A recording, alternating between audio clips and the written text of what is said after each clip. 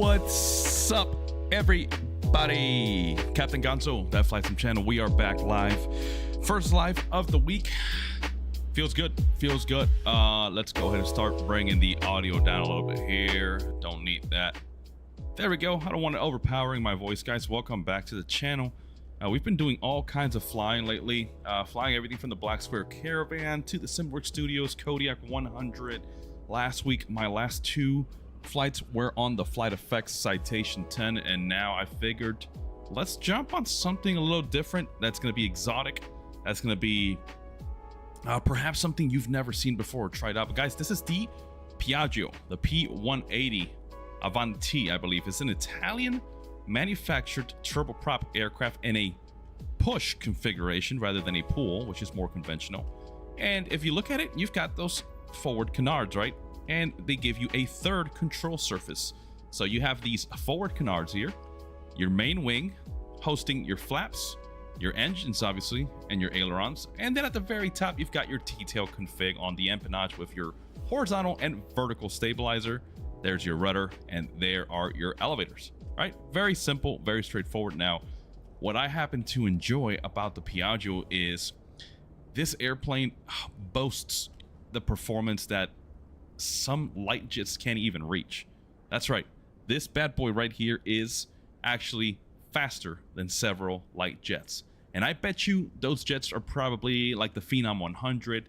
I'm trying to think, maybe a Citation 510, the Mustang, stuff like that, right? I could be wrong, right? So don't quote me. This is not a objective truth that I'm sharing here with which aircraft is slower than the P180, but I know for a fact that it is indeed faster than several lighter jets out there. And I mean, just look at it, man. It is built for speed, built for comfort, luxury, and as you can see, the passengers sit forward of the PT6 engines that are going to be producing all of that noise, but behind the cabin, so they are no longer really a factor. Hey, Chalito01, what's up? Welcome back. Yep, Avanti 2, that's right. All right, let's remove this strap here for the prop blade, if I can get it. It's always a little tricky here. Okay. I don't like how the paint doesn't follow the door here. I can't remember if that's real or not. I handled these just like most airplanes you'll see me fly here in the sim. I just don't remember if the paint was following the lines. But anyways, you can see we do have some golf bags. Let's go ahead and hook up the GPU here. There we go. Again, that is a FlightFX exclusive feature that you get. You can either enable it inside the cabin with the VAMS, the Virtual Aircraft Management System tablet, or you can just go outside and click it. Trucking Dad, what's up, brother? Yeah, Trucking Dad, you're gonna love it, man. Alpha, I just bought the 200 and the 55, and man, I gotta say, absolutely great GA airplanes, not from Asobo. Nice, deployed. But yeah, brother, you're gonna love the Carenado stuff, man. Like I always argue, they're not study level. I think we all know that. They don't have to be study level. You know what I mean? Like not every airplane that comes out has to be one-to-one replica of its real-life counterpart. And it's not like they're charging you $60 for an add-on either. I think Carenado knows exactly where they're at in the market. They're one of the true legacy developers of the flight sim franchise. They've been doing this for decades, okay? And so they know where they stand, okay? And I think that's why I love them the most, is because when I just want to do some quick sightseeing, Carenado is 9 out of 10 times the aircraft of choice that I'm going to go with. All right, anyways, guys, the aircraft's looking good. Which Caravan did I get? So that's the Black Square Caravan, brother. You just have to go and either get the bundle that brings 2 bundles or 2 variants each, so 4 total. You get an amphibious, a cargo master, and you also get a passenger version. So if that's what you're asking, it's the Black Square. Truck and Dad, buy the pack, you save money, and they're all fun. Exactly. Heath, I haven't seen that. I thought I saw a car that flies in the marketplace. Looks like a Mini Cooper or something. Interesting. Alpha, you'll have to go. It's not in the marketplace yet, as far as I understand. You're going to have to go to justflight.com. Justflight. Create an account if you don't have it, and make the purchase through there, brother.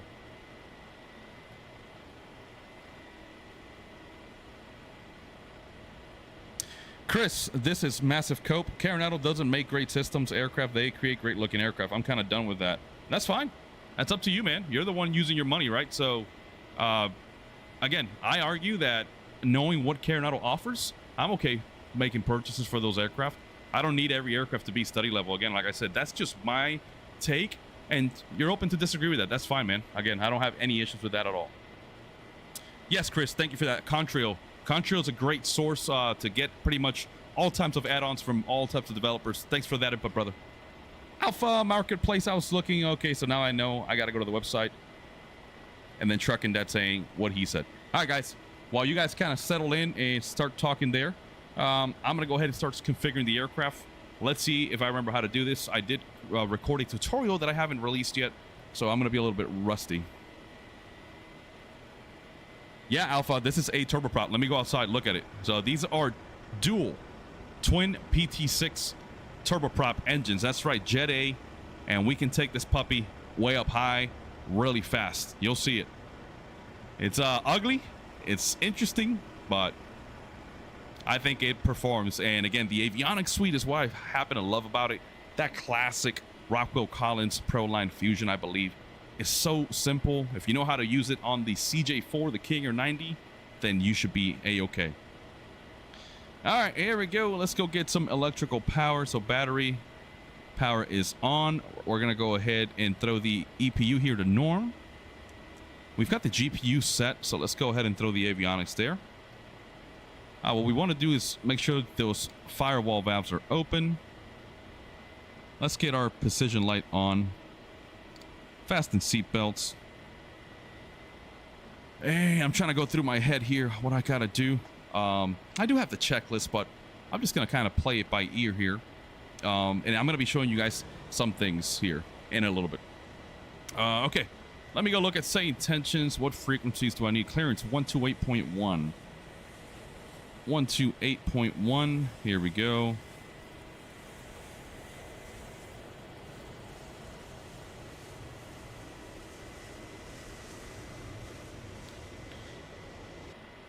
Warning and caution lights. I think I know there's a ground power unit here somewhere. Let's go ahead and throw that EPU on arm. Could be wrong. I could have sworn there was an actual GPU. Yeah. We do have electrical power. Everything checks out. If we go to systems down here. Yep. Bus voltage is 28. External power illuminated. Good. That's what I want to see. Let's return. Let's contact clearance. We are AirShare 345, by the way. That is the call sign. I like to use AirShare, just one of those known domains or carriers. They do not fly, however, the Piaggio in real world, as far as I know. So let's go ahead and give them a call. Make sure we've got our clearance down to St. Petersburg. And actually, let me make sure my settings are correct. I've been messing with SayIntentions lately. Okay.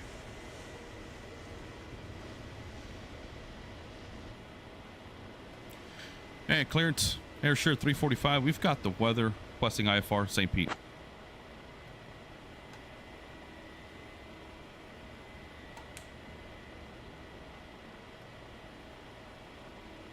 AirShare 345, clear to St. Pete. Runway 15 left, climb and maintain 3000. Expect further clearance 10 minutes after departure. Departure 119.700, squawk 5312. All right, cleared St. Pete, runway 15 left, climb and maintain 3000. I expect further clearance 10 minutes after departure. Departure 119.7, squawking 5312. Hold on. This is VFR. I don't know why it's pulling a VFR flight plan. Let's go new flight. Let's try that again because 345, read back correct. Yeah, for some reason this is still syncing to an older flight plan. Yep, I think I know exactly. This is my fault, by the way, guys. Again, one of those settings that I should have checked. I have it set to a tail number for a GA flight right in VFR conditions, not a call sign. And so I'm going to have to go in there, make the change, and it should recognize that I filed an IFR or instrument flight rules flight plan.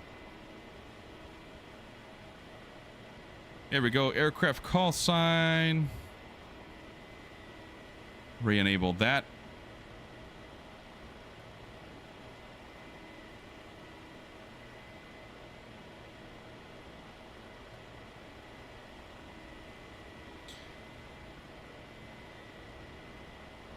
Let me give them a call again and see if they can hear me.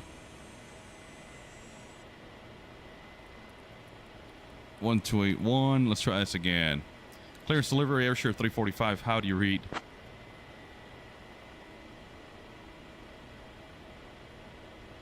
Skyhawk 62770, Houston clearance. Can you repeat that? Yeah, they're calling me by a totally different call sign. This is frustrating.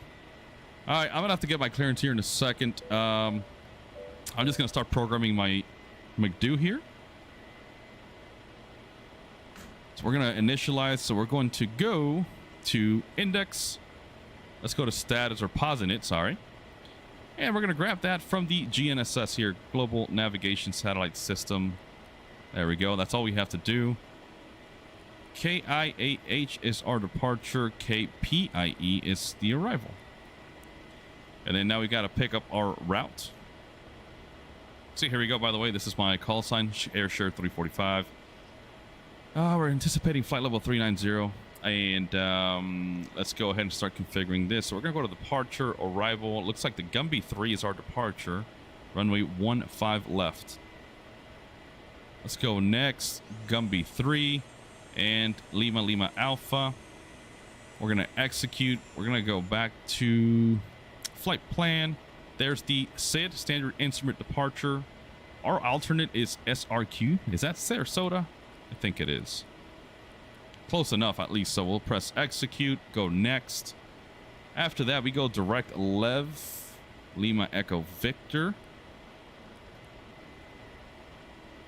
And there we go. Look at your coordinates. It's VD. Cool. Then we join the Yankee 280 airway. Yankee 280. And from there we go to Redfin. Good old Redfin. After Redfin, direct charge.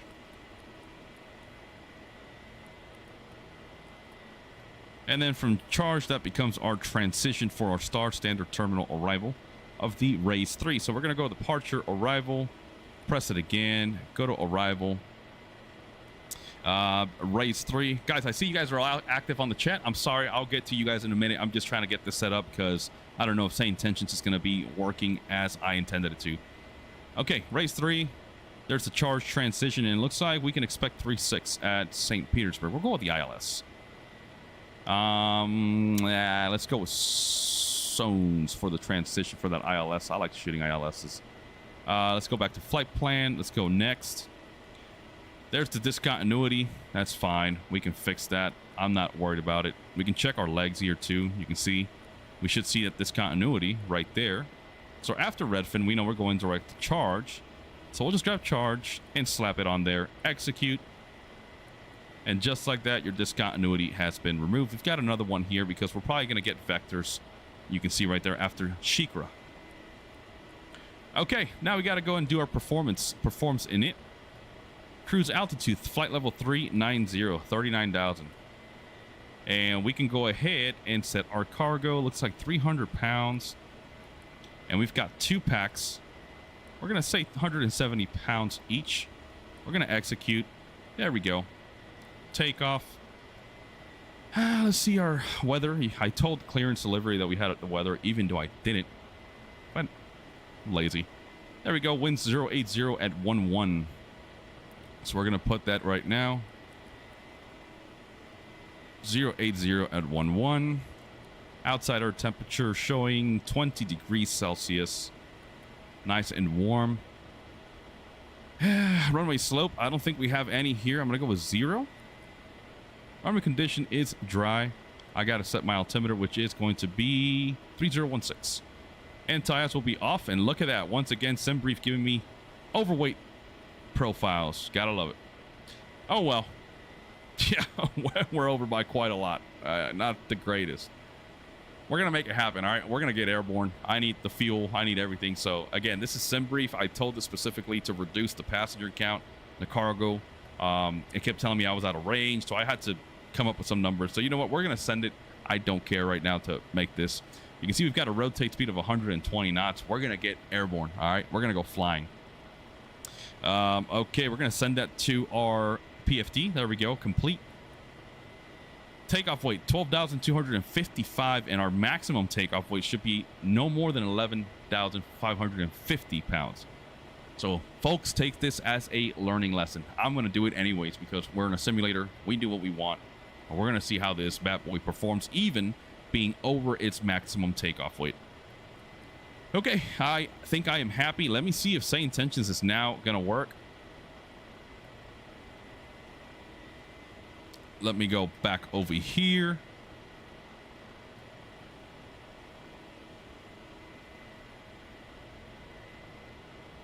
I'm just looking at the flight plan again, just checking everything.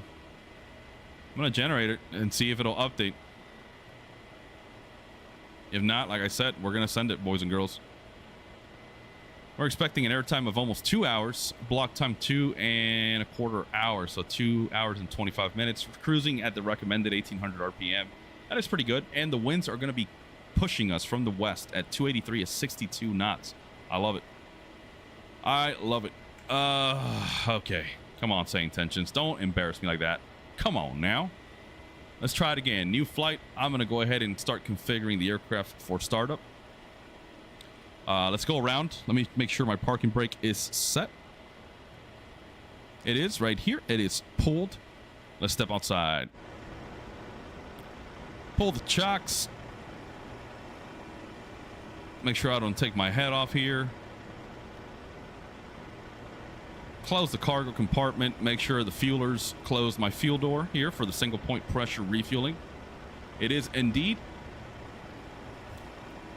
And I don't think that's a GPU. I can't remember if the GPU was here or not. I could have sworn we had a cross feed valve that you open up to distribute the fuel. That could be here though. But my days fueling these planes, that was not a GPU. The GPU was just forward of the #1 engine on the left. All right, let's jump aboard here. Let's go close the cockpit door, the cabin door. See if I know how to do it. There we go. Let it do its thing. There we go. We are locked and ready to go. Woo, I'm excited. I'm excited. All right, before start checklist, entrance door secured, crew and passenger briefing complete, seats adjusted, switches check off. Battery switch to battery, fuel quantity check, parking brake checked, locked, avionics master switch, COM1 only. Nope, we're on GPU power. We're going to take advantage of everything.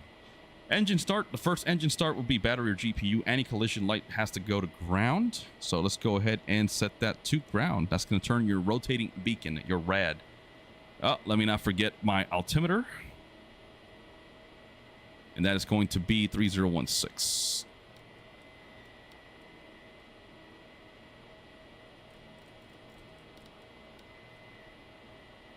Cross-checked. We're good. There's our rotate speed 120. Whew. All right. What's next? What's next? What's next? Here we go. Power levers verified. They are in idle. They are indeed in idle. Condition levers cut off. Right there. Firewall shut-off valve check open. We turned those on left and right. Fuel pump test and check main. Okay.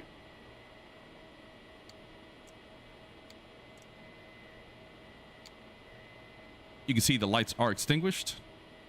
Bleeder switches checked to off. They are right here. They are in the down or off position. Ignition switch is checked norm. Good. Prop area was clear. Engine start switch will go to start. Condition lever will go to ground idle at 13% NG gas generator.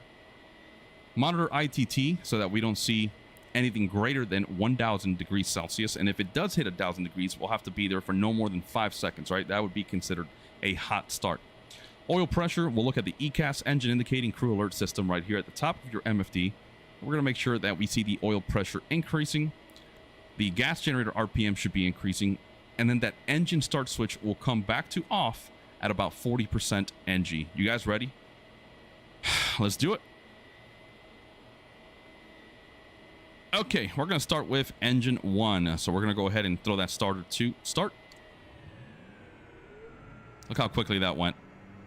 Let's set that to ground idle. Let's monitor our ITT. Look at the oil temperature and pressure rising in the green. Again, no more than 1000 degrees Celsius for a maximum of 5 seconds. Okay. That's good. Starter can come off. It automatically went to off. Okay, that looks good. Now with the engine at ground idle setting, remember GI, that's on your condition lever. You want to verify the following things. ITT, 750 degrees Celsius max, 656, check. Oil pressure, 60 PSI minimum. We're showing 112 PSI. Oil temperature, 110 maximum. Now, you're going to notice this is going to be increasing as we're sitting here idle on the ground, so you'll have to monitor that, all right? Your NG, your gas generator RPM, 54% minimum. We're at 59.5. And then the RPM, 900 RPM minimum. We're at 1050. Looks good. Okay, post-start checks. Condition lever will now advance to flight idle. So let's go and grab that engine 1. Let's set it to flight idle. There we go. We're going to let it stabilize. GPU could now be disconnected. I don't think I need it here for my right engine start. So let's get that generator online. There we go. Left generator is on. Let's go to ground services. Let's disconnect the GPU. And now let's just repeat the process for the right engine. Okay, good gas generator. Ground idle. Again, we're going to monitor ITT, watching that oil pressure and temperature.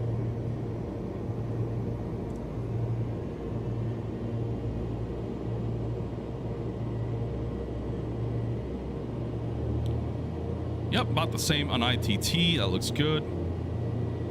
Start switch verify off. Looks good. And now we can bring the engine 1 condition lever to ground idle. Let's get our generator on. There we go. Nice and relaxed. Okay. Let me look at my checklist now. Now that we've got everything running, condition levers verified. They are both to ground idle. Generators on. Before taxi, it wants us to do a EPU test. I don't see anything on my annunciator panel. I don't see anything on CAS. We're going to go back to ARM. Okay. Avionics switcher on. Environmental temperature auto and temperature select as necessary. Let's do that. Let's hide the yoke. There we go. So we're going to go fan. Everything's going to stay on auto right there. Auto heating, auto cooling. Bleed airs can come on.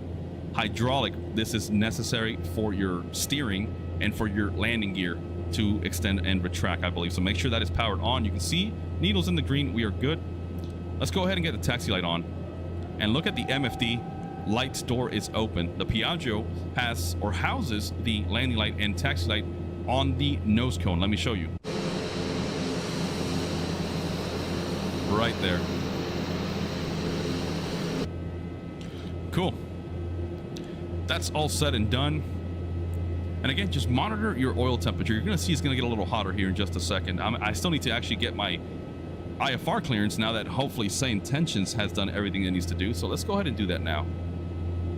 Again, 128.1.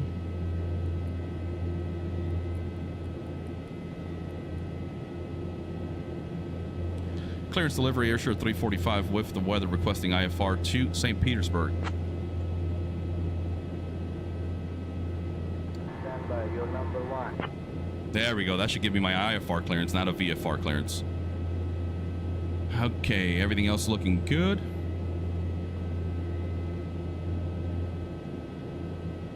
Airshare 345, clear to St. Pete via the Gumby 3 departure. Dennis filed. Climb and maintain 4000. Expect flight level 390 10 minutes after departure. Departure on 127.125, squawk 7644. Expect runway 15 left.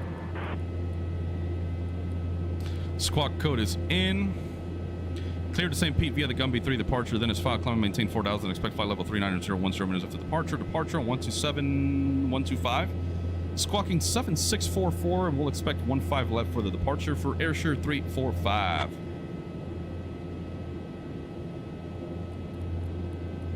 Airshare 345, read back correct. Read back correct. All right, so we've been clear via the Gumby 3 departure. Let's go ahead and pull that up right now.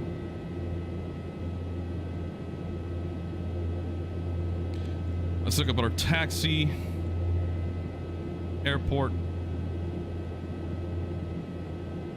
15 left is right over here, so we can probably expect Whiskey Charlie cross 15 right eventually, and then we're gonna hold short at Whiskey Whiskey, or 15 left.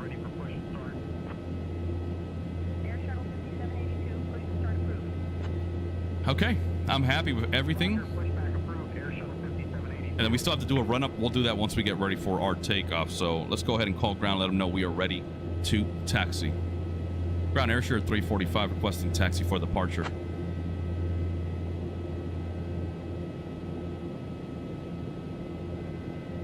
Airshare 345, can you repeat that? Airshare 345 requesting taxi for departure.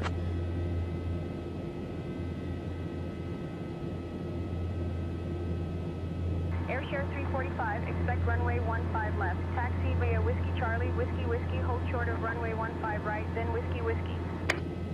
Whiskey Charlie, Whiskey Whiskey, hold short of 15 right, then Whiskey Whiskey. Expecting 15 left for Airshare 345.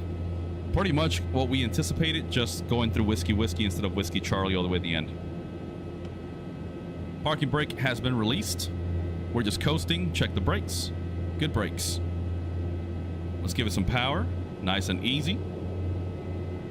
And you want to make sure you have your steering taxi enabled, right? So you can change your mode right here by this top left button on your control wheel.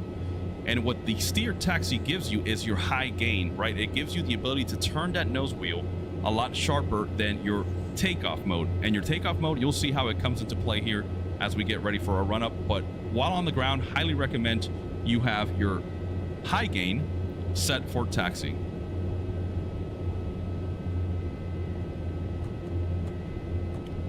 Let's taxi out of here.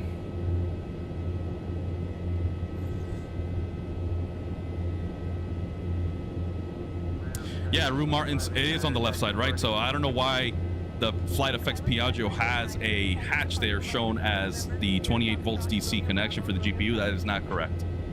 Unless this is something specific to this model. But again, I've handled and worked on Piaggios before in my life, and I don't remember hooking up a GPU there. While we're taxiing, let's go ahead and check flight controls. They feel good.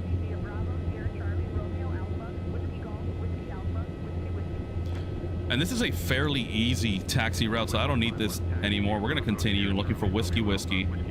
Let's go ahead and pull up that SID. Let's look for the Gumby 3.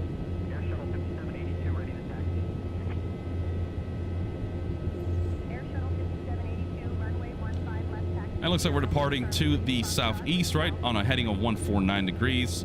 We're going to climb to at least 600 feet MSL. At or above 600 feet MSL, we'll make that left turn to Kurtman, then Dawson, Gumby, and then we're outbound. I forget. Was it White Lake? I think it's White Lake. We'll check anyways. November Bravo, United 2148. United 2616, ready to taxi. United 2616, runway 15 left taxi. Kappa, what's up, man? I haven't seen you in a while, man. Good to see you back here, brother. Welcome back. 15 left taxi via November Bravo. Primo G, you're not late, man. I'm just about to get started here. I am at, is this Austin or Houston? I always mess it up. It's KIAH. I should know better, right? I should know what city this is. Yeah, Houston.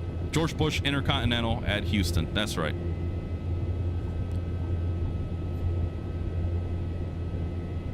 Approaching runway 9. Heath, the flying car is a Citroen DS from a French movie in the 60s. That's so weird, man. Approaching runway 9. Approaching runway 9. Skywest 8913, ready to taxi. Skywest 8913, runway 15 left taxi via Romeo Charlie, Whiskey Foxtrot. Whiskey And we're looking for Whiskey Whiskey. Runway 15 left taxi via Romeo Charlie, Whiskey Foxtrot, Whiskey Alpha, Whiskey Whiskey, Skywest 8913. Yep, Chile 001. Yep, I gotta check the auto feather. I will be arming that here momentarily when we do get ready to do our run up. Good catch though, great catch, brother. And yes, my pitot heat are off right now, I just want to keep them off because I don't want to have them heating up while we're still on the ground. 6992, request pushback. United 6992, push and start approved. Push and start approved. United 6992. There's Whiskey Whiskey. Ready to taxi. Are you serious, Kappa? That is awesome, dude. Hell yeah. All right, here's Whiskey Whiskey. We're gonna go ahead and make it right and hold short of 15 right. Remember, that was the taxi instruction. Sierra Charlie, Romeo Alpha, Whiskey Golf, Whiskey Alpha, Whiskey Whiskey, United 8262. Airshield 9090, taxi to the gate. Airshare 345, cross runway 15 right, then continue taxi via Whiskey Whiskey. Crossing 15 right, then continuing taxiing via Whiskey Whiskey for Airshare 345. Landing lights, strobe lights on. Approaching runway 15. Clear on the right, clear on the left.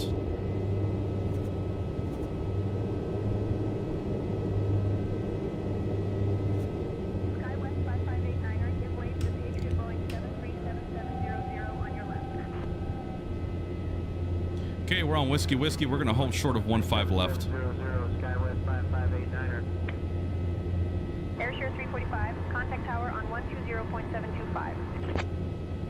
120725 for Airshare 345. Bye-bye. All right, let's get that parking brake. Hold short of runway 15 left, 737 on the runway. Whatever. There we go, 12075. Let's clear that message. And I'm gonna go ahead and program that departure frequency 127125.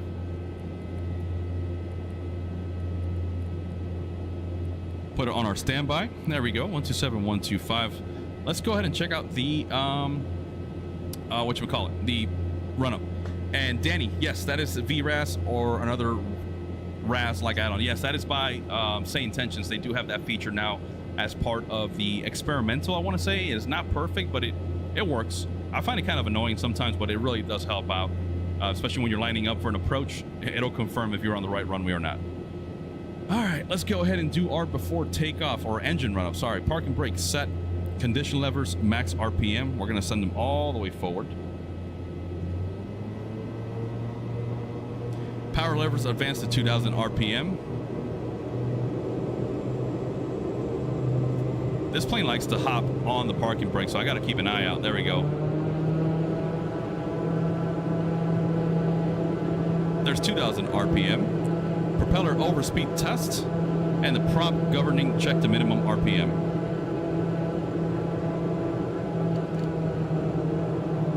Yep, there's the drop.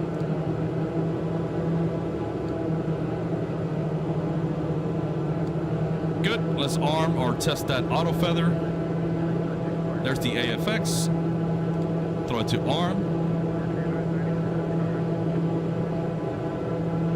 All engine indicating systems look good. Let's go back to idle. That's a good run-up. I'm happy with it. Let's go ahead and set the stall heaters and pedostatic heaters on. That looks good. Annunciator panel is not illuminated. That's a good sign. Let's go ahead and increase that range. FMS is set as our nav source. And again, just looking at that Gumby 3 departure, we're going to take off to the southeast, heading 149 degrees. Then we can expect probably RNAV to Cartman, then Dawson and Gumby, then proceed on the departure as instructed. Now you can see Dawson has to be at or below 4,000, Gumby at or below 5,000, unless otherwise instructed by ATC. So I feel good. Let me look at my route once again. Yep, LLA, which was what we saw down here, which was White Lake. You guys ready? I think I am. And now let me run you through what's going to happen on the takeoff roll, because it is imperative, right? So before takeoff checklist, circuit breakers, check that they're all in. I don't think they're modeled here on the FlightFX. Yeah, they're not in, but they're all in. Anti-collision lights will go to air. Windshield heat as required, keep it off. Pedal stall and static heat on. Seat belts and no smoking signs on. They are on. Flight instruments set and check. We've got 4,000 for initial climb altitude. We've got radio set, and we'll be going into nav mode unless ATC gives us a vector after departure. Engine gauges check, everything's in the green. RPM just a little bit low because we're in idle. Warning and caution lights check off. They are not illuminated right here on top of the PFD. Transponder set, 7644. Bleeder switches check to left and right positions, checked. Fuel pumps check main. They are in the up and main position. Condition levers check max RPM. Longitudinal trim set, takeoff set. I don't use any trim for the takeoff. If you guys advise otherwise, let me know. Aileron and rudder trim check neutral. We'll come down here. You see your roll or your aileron trim neutral. Yaw is set to neutral. Let's get that pitch trim to the takeoff config.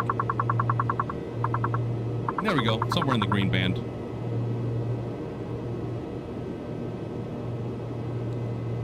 I think I might have slowed down time. Okay, I think we're good. Oil coolers, make sure they are off.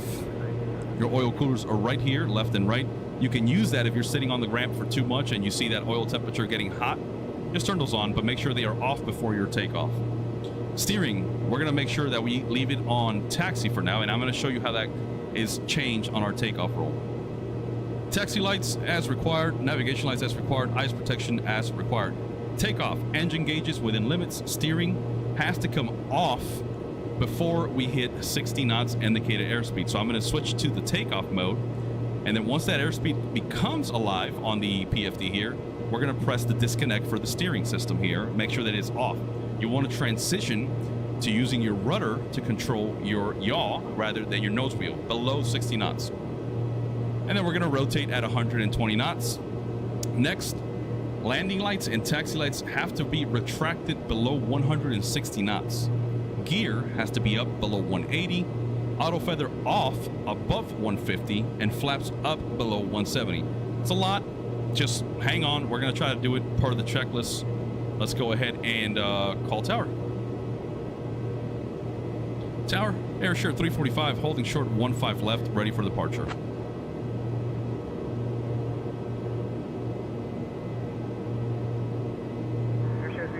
Houston Tower, runway 15 right, wind 080 at 11, RNAV Cartman, clear for takeoff. RNAV Cartman, clear for takeoff, 15 left for Airshare 345. Here we go.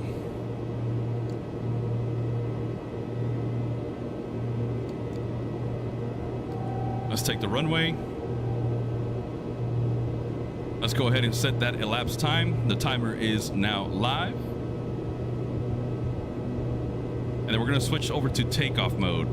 Here we go, steering to TO. That is the low gain, right? So it's gonna reduce how much angle we can steer with.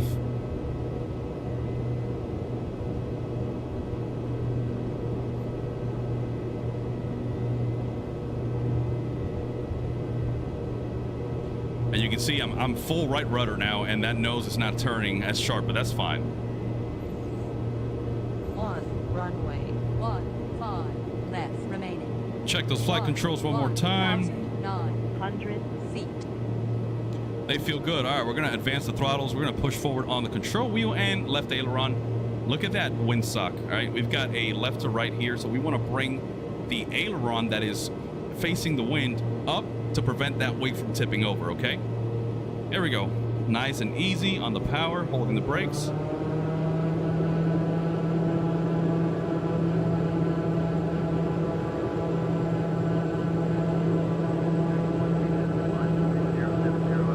Good power, brakes coming off. Watching the airspeed. Airspeed's alive, steering mode disengaged. Now we're on the rudders.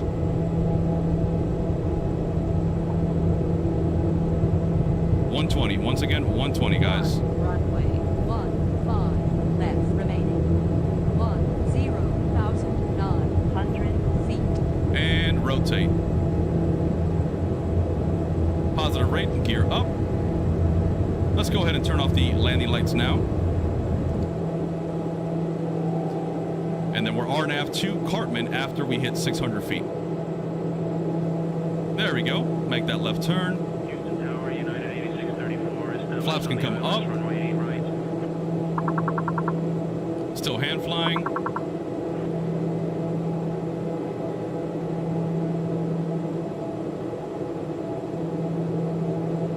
Airshare 345, contact departure. Over to departure, Airshare 345. Departure Airshare 345 at 2,000, climbing 4,000, RNAV Cartman. Airshare 345, Houston departure, radar contact. Climb and maintain 16,000 direct Cartman. Climb and maintain 16,000 direct Cartman for Airshare 345. All right, 150, auto feather can come off. 16,000.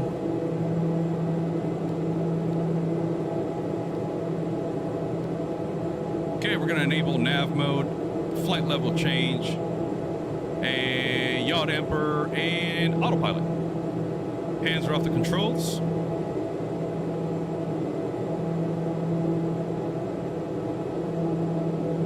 Look at that, we're climbing right now just shy of 3,000 feet a minute. Not bad at all, isn't it?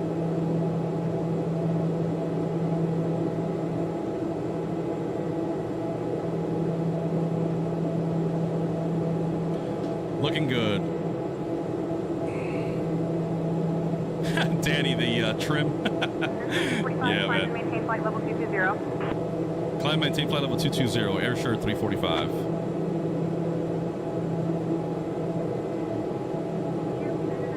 Contact Conroe North Houston Tower on 124.125. 22,000 set, we're still climbing. Hey, Brian, the camera movements, it's with track IR. So you see right here, there's three little like reflective tapes attached to this clip, and I have track IR. The receiver is on top of my monitor, so wherever I look, it follows. Makes sense? And I can do this, and you see how it follows that natural head movement. So it's very, very awesome. It's a must for me. If I'm not flying VR, I have to have track IR, man.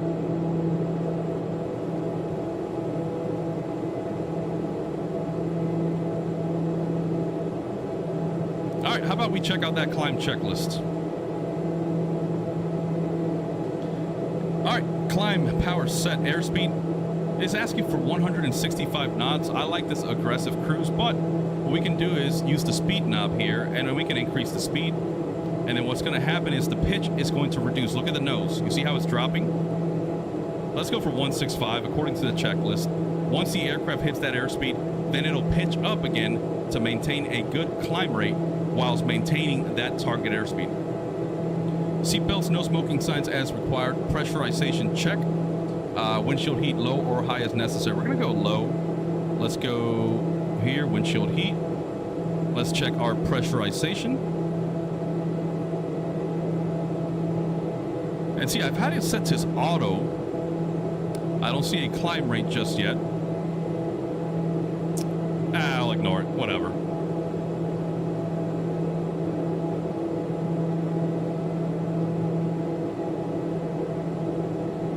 We're through 10,000 feet already, just like that. Let's go ahead and adjust my left engine a little bit.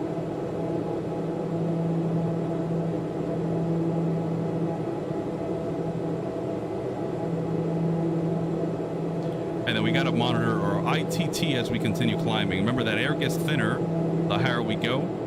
We lose about 2 degrees Celsius per 1,000 feet of altitude climb. Maintain flight level 280. Climb, maintain flight level 280, Airshare 345.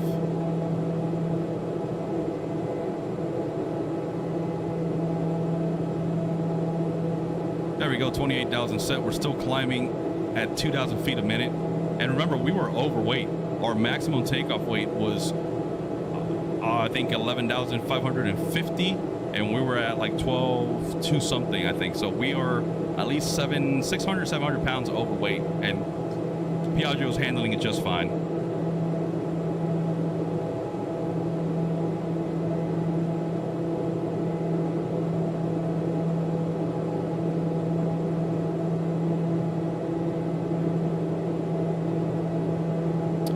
Charlie 201, the max speed for the climb is 165 knots. Ah, okay. So that's the max speed. I didn't know that. Do you fly these in real life, man? You're on the ball, man. You're catching subtle details a lot of people, including myself, will miss. So very impressed to see that attention to detail, man. You're on it.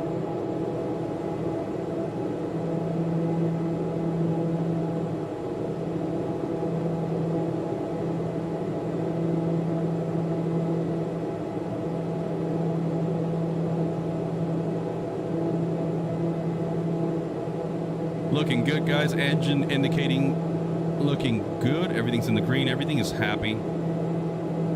Oil temperature's looking good. Oil pressure, good. Good fuel flow. 380 pounds, thereabout. And you can see we've got our VNAV data pulled up here on the MFD. By the way, guys, let me know. Once again, I always say this. If my voice sounds too high or too low, if the in-sim audio is too loud, let me know. I'll reduce it.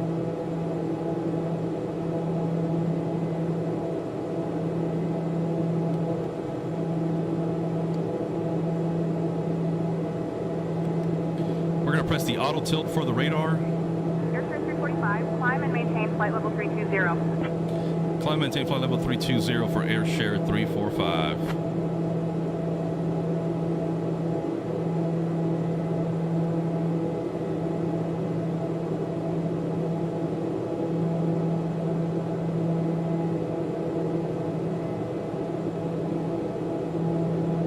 Beautiful day to be flying, but once we get to Florida, weather here has not been favorable. I actually just went flying yesterday morning on my way to Orlando exec, and man, ceilings were like 345, contact Houston Center on 127.85.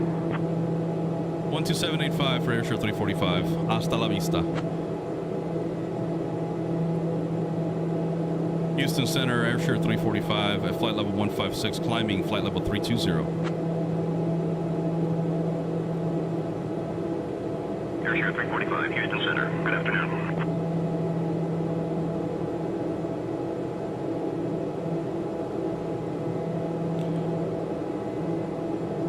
Looking good, guys. Looking good. Hey, Kelly Thompson. Love to see you live. Thank you so much. Thank you for being here. I intend on being live tomorrow and Thursday if everything goes as planned. Been a little bit busy. Like I was just saying, I was flying yesterday, and I didn't get back down until probably around this time yesterday. I was touching down at Orlando exec. I got lucky. Ceilings were at like 700 feet overcast, raining when I was driving to the airport. And I almost turned around and just canceled, but I checked the TAF, checked the METAR, checked my forecasts, and I'm so glad I stuck to the plan because weather cleared up. It was a beautiful VFR day. Winds were calm all throughout my flying yesterday. A few knots here and there. I did a couple of touch and goes at Leesburg, just staying up to date. It was my flight review. Came back to Orlando exec, busy airspace as you can imagine. 345, climb and maintain flight level 350. Climb, maintain flight level 350 for Airshare 345. So yeah, it was a beautiful day. Came back to Orlando Executive, VFR conditions, landed, sweating, right? It's Florida, it's hot. But anyways, the point I'm saying this is because today I woke up, ceilings were like 300-400 feet above the ground, raining all morning. It's overcast still here over me, and I live about 30 miles from Orlando exec, so we're going to see what the weather looks like on the west coast in St. Petersburg, which is where we're headed to today, and then we'll see how it goes. It'll be a fun little approach.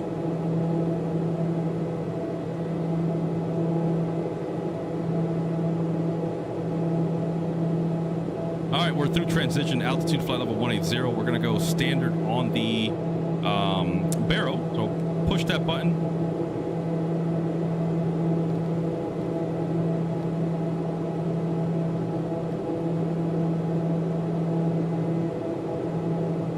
There we go, 29902, standard pressure set.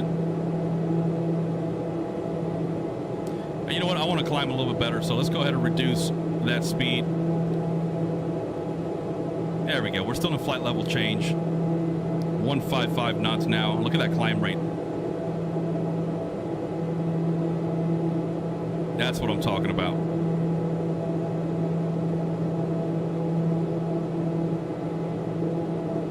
All right, everything's looking good. Let's go to the back. Let's go to the cabin.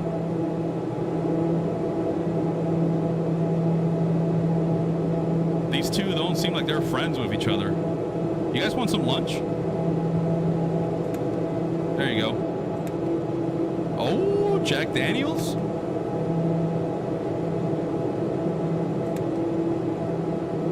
We got some plates here. Airshare 345, climb and maintain flight level 370. Climb, maintain flight level 370. This is Airshare 345. I don't know why I said this is.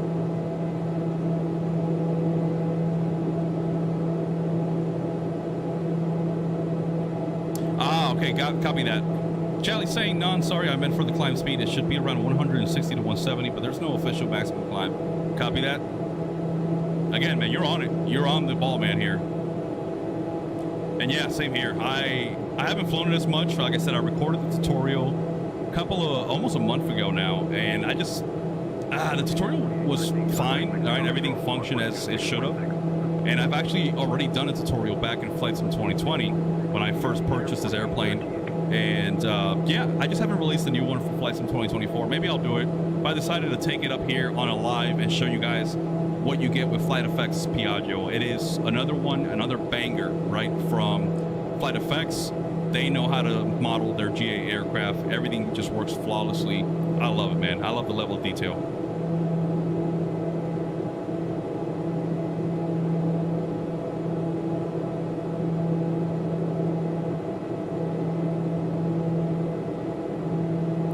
And you know what? I think I inadvertently hit my sim rate. Let me see something. Here, looking at my desktop, there's a little like widget that somebody recommended. Sim rate bandit. Here we go. It'll let me know what my current sim rate. 1. Okay, so we are at sim rate 1. Okay, good. I just didn't want to be flying at slower speed, right, in the sim or too fast. We're good. What I'll do is once we get stable up at 39,000 feet, I'll just increase the sim rate. Airshare 345, climb and maintain flight level 390. Climb and maintain flight level 390 for Airshare 345.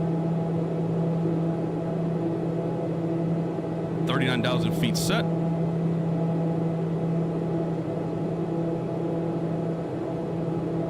ITT still looking good. RPM is at 2,000 for the climb.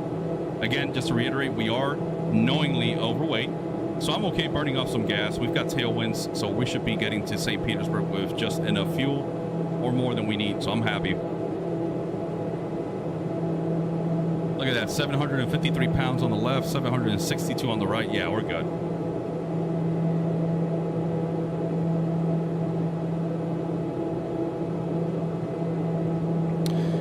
Let's go to index. Let's go to progress. Yeah, it's showing 0 fuel for PIE.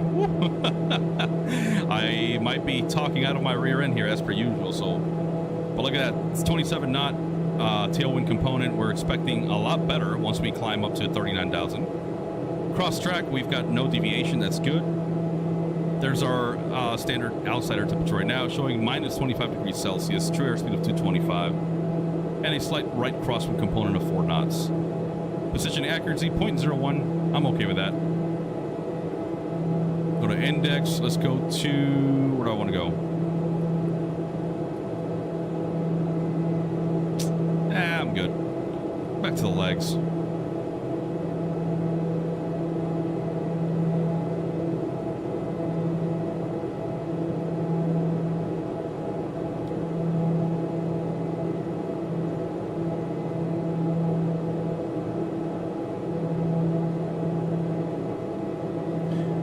Yeah, Charlie, this thing is such a badass plane, man. The fact that you can enjoy performance and speed, luxury, comfort, akin to light jets.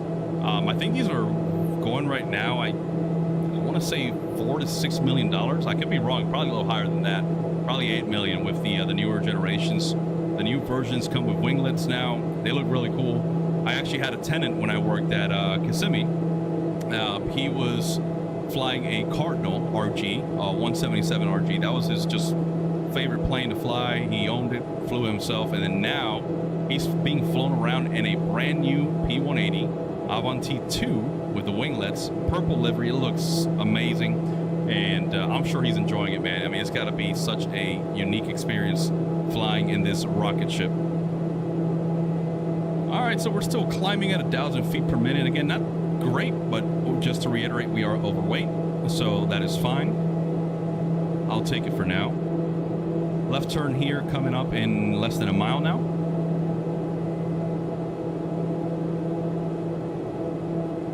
There it is blinking, letting us know that the turn is coming. We're about to cross over that waypoint.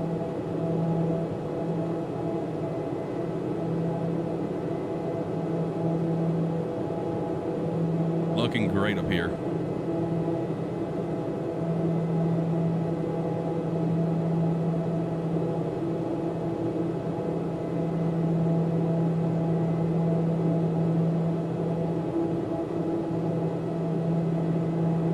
And I'm watching my fuel. I want to pay attention. If I have any fuel imbalances, I can always turn on the crossfeed. But for right now, I'm okay with that. 734 and 743. We're talking a couple gallons there. Jet A, I think it was what, like 6.7 pounds per gallon, if I remember correctly, when I used to do my quality control checks on fuels. So I'm okay. And then right there, you're seeing we've got a current calculation to our top of descent of 1 hour and 50 minutes or 504 miles. And it's already given me a VNAV profile there to descend at least 800 feet a minute so that we can abide by any altitude constraints. You can see dog is at flight level 210 or below, but we'll worry about that once we're cruising and we get closer to that TOD, top of descent. You know what? I think I'm gonna speed up the sim rate. Here we go. 1, 2, 3.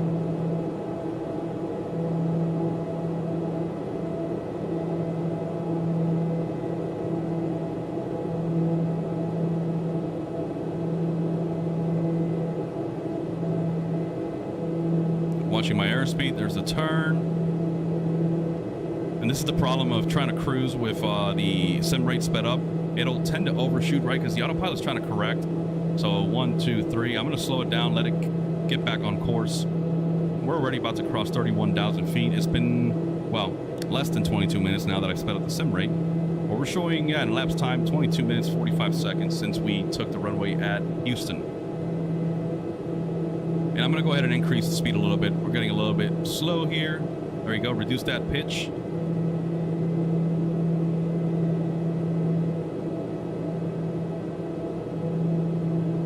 See the airspeed's increasing.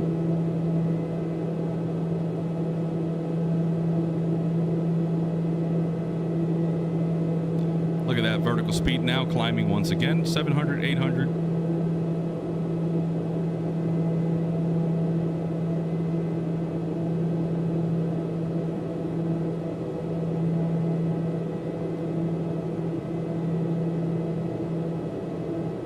Now that we're back on course, we've got 74 miles till we get to, what is that, White Lake VOR or VORTAC. So we are A-OK. I'm going to increase the sim rate. 1, 2, 3.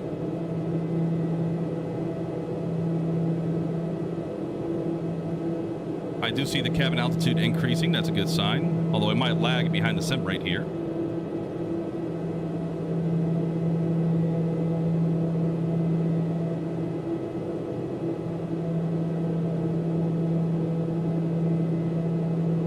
There's the cabin pressurization. Just like I said, it's going to lag behind. I'm okay. We're not dead. We're not hypoxic. Maybe my passengers are. Oh, well. At least they'll wake up and we'll be down in St. Petersburg. Hopefully.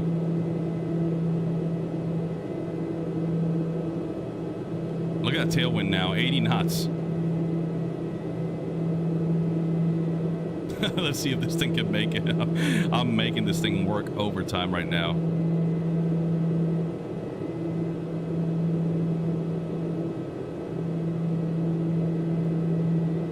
Give it a little more gas there, more speed.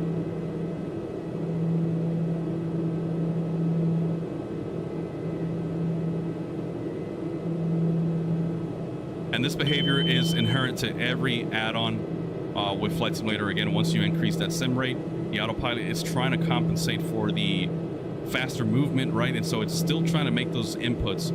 So you're going to see that oscillation. You're going to see the turns about the course. Don't worry about it. Just keep an eye on it, and you should be all set.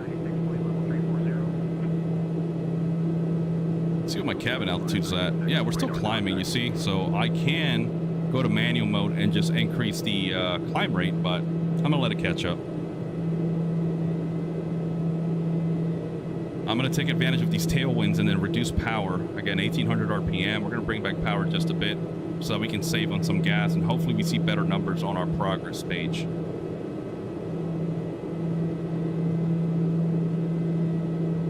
Where are we? There's Lake Charles.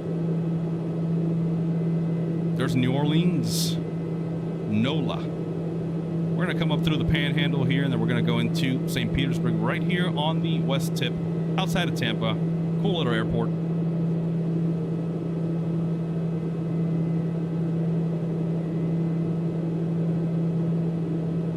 There we go. Cabin pressurization annunciator has gone away. The aircraft's catching up, or the pressurization's catching up.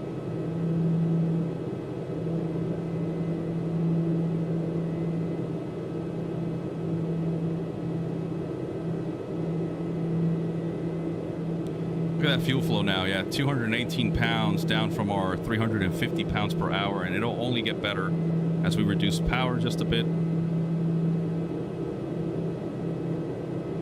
I forgot my sync. There we go.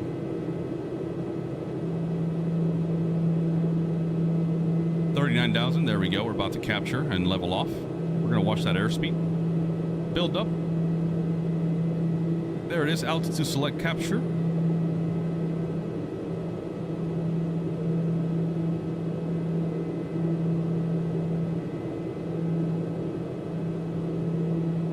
And you can see my power levers are not jammed forward, guys. That's one of the common mistakes a lot of people make, especially with these higher fidelity aircraft, turboprop aircraft. You don't want to just go full power. If you are in a short field config and you need to get airborne on a heavy hot day, absolutely, you know what, send it, make it work. But these airplanes that FlightFX, akin to Black Square and other high-end developers simulate, you will damage your engines, subsequently damaging the performance and the output you get from both engines. So you want to really monitor that and understand what you're doing with your power levers, your RPM levers. And if you notice, on the Piaggio, you don't have your separate condition levers for your fuel. Your condition levers and your RPM levers are pretty much combined here on your RPM lever. You see how it says propeller, but you have your cutoff for your fuel. So if you're wondering where the condition lever is at, that is known as your condition lever, but it also controls your prop RPM. So a little bit different to other turboprops. Let's see. Let's go ahead and turn off the seatbelt signs. They can move about if they feel like it. Airspeed's coming up. Look at our ground speed right now, 346 and climbing. True airspeed is climbing as well as the aircraft has leveled off now. And again, we're taking advantage of that beautiful tailwind, 84 knots. I will not complain one bit. Here comes the right turn now to Lev.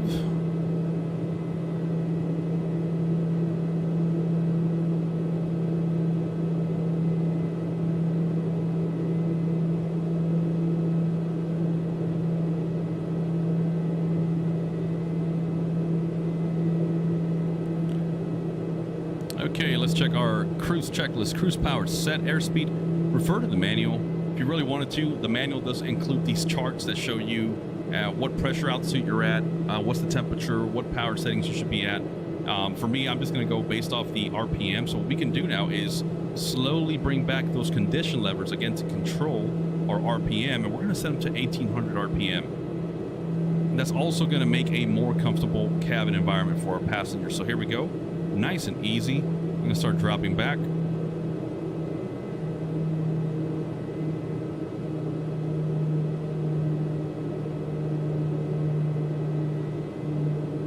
And again, watch the RPM at the top of your ECAS there on the top of the MFD.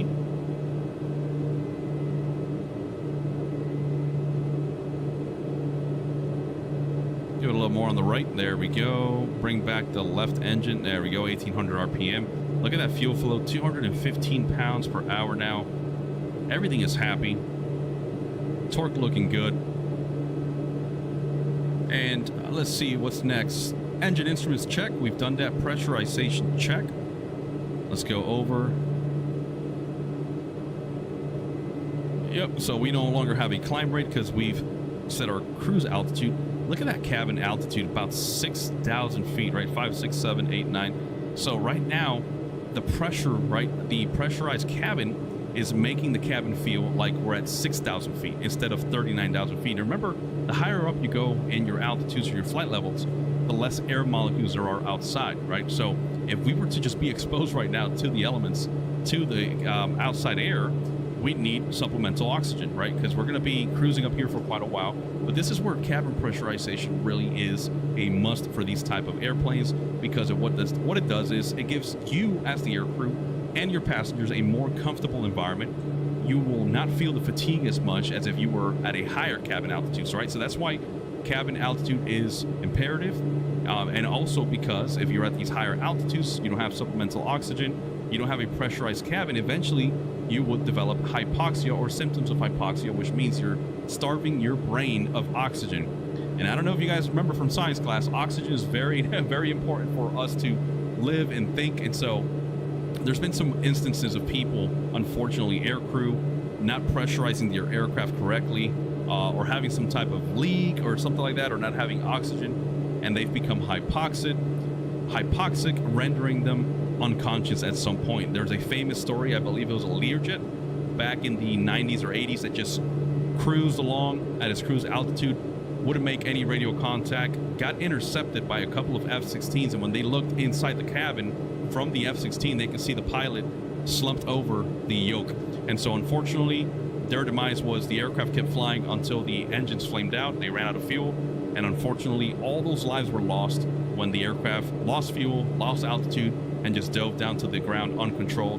I believe the actual aircraft broke up in the air before it even hit the ground. So again, that's where cabin pressurization is very important. Obviously not something that's going to affect us here in the simulator. If you're in career mode, I do know it affects you, so just make sure you're paying attention to that and you understand why that is vital.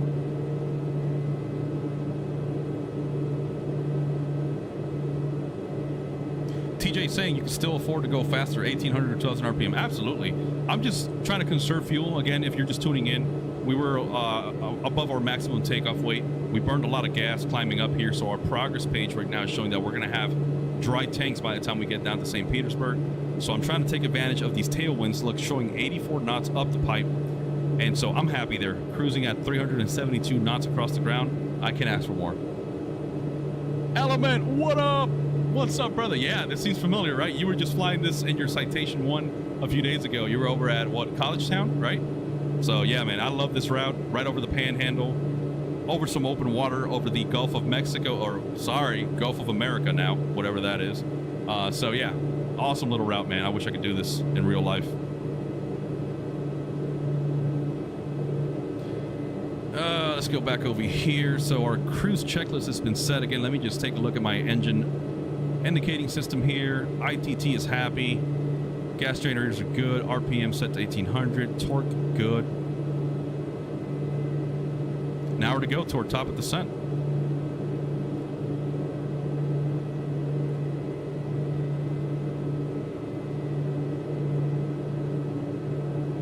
And while we're up here, it's probably a good idea. Let's go ahead and check out our arrival and start briefing our approach. It's a good idea to get ahead of the aircraft. Our arrival was the race 3. Go to Navigraph. Let's go over here. KPIE. Let's go to star, race 3, RNAV. Very simple, right? So again, always verify you're pulling up the correct arrival as you filed, especially if you're on VATSIM or SayIntentions beyond ATC. We're using SayIntentions AI for this flight, so they expect you to follow your flight plan as you've filed it and you've been cleared to. Remember, that's the imperative part of any instrument clear or instrument flight rule clearance. You've been cleared from point A to point B via this route, so you have to stick to that unless otherwise vectored or instructed by ATC. So PIE, that's the airport identifier, St. Pete Clearwater. There's our ATIS 134.5, and when the tower is closed, it becomes an ASOS, which is an automated system. And we just pick up weather from the closest airfield, which in this case would be Tampa International. Altitude set or altimeter set is in inches of mercury, not the HPA as in other parts of the country. Transition level, flight level 180. Here are your requirements. Radar required, jet and turboprop aircraft only. We meet that requirement. And that is because, again, this assumes certain performance parameters in order to sequence you into the terminal area. Dog transition, ATC assigned only. What does that mean? Well, let's look at dog.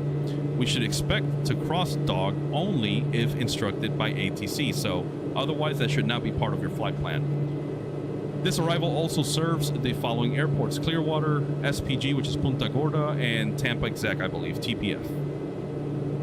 There's the name, Raise 3, RNAV arrival. There's your FMC or McDo code, Raise.Raise3.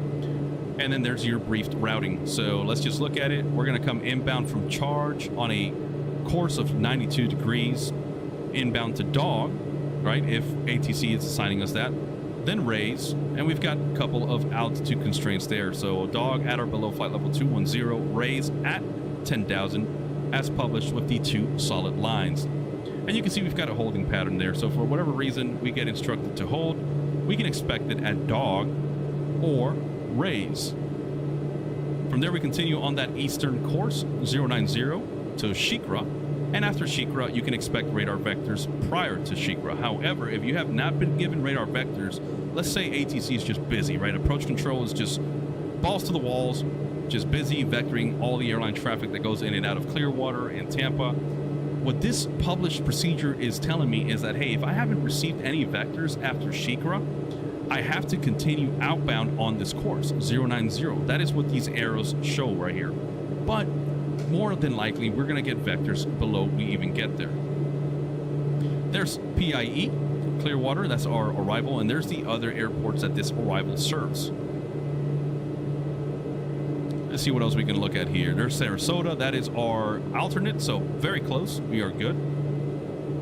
And that's about it, so we know what to expect. Let's look at the approach. What do we say? 3.6? ILS or localizer runway 3.6. Here we go.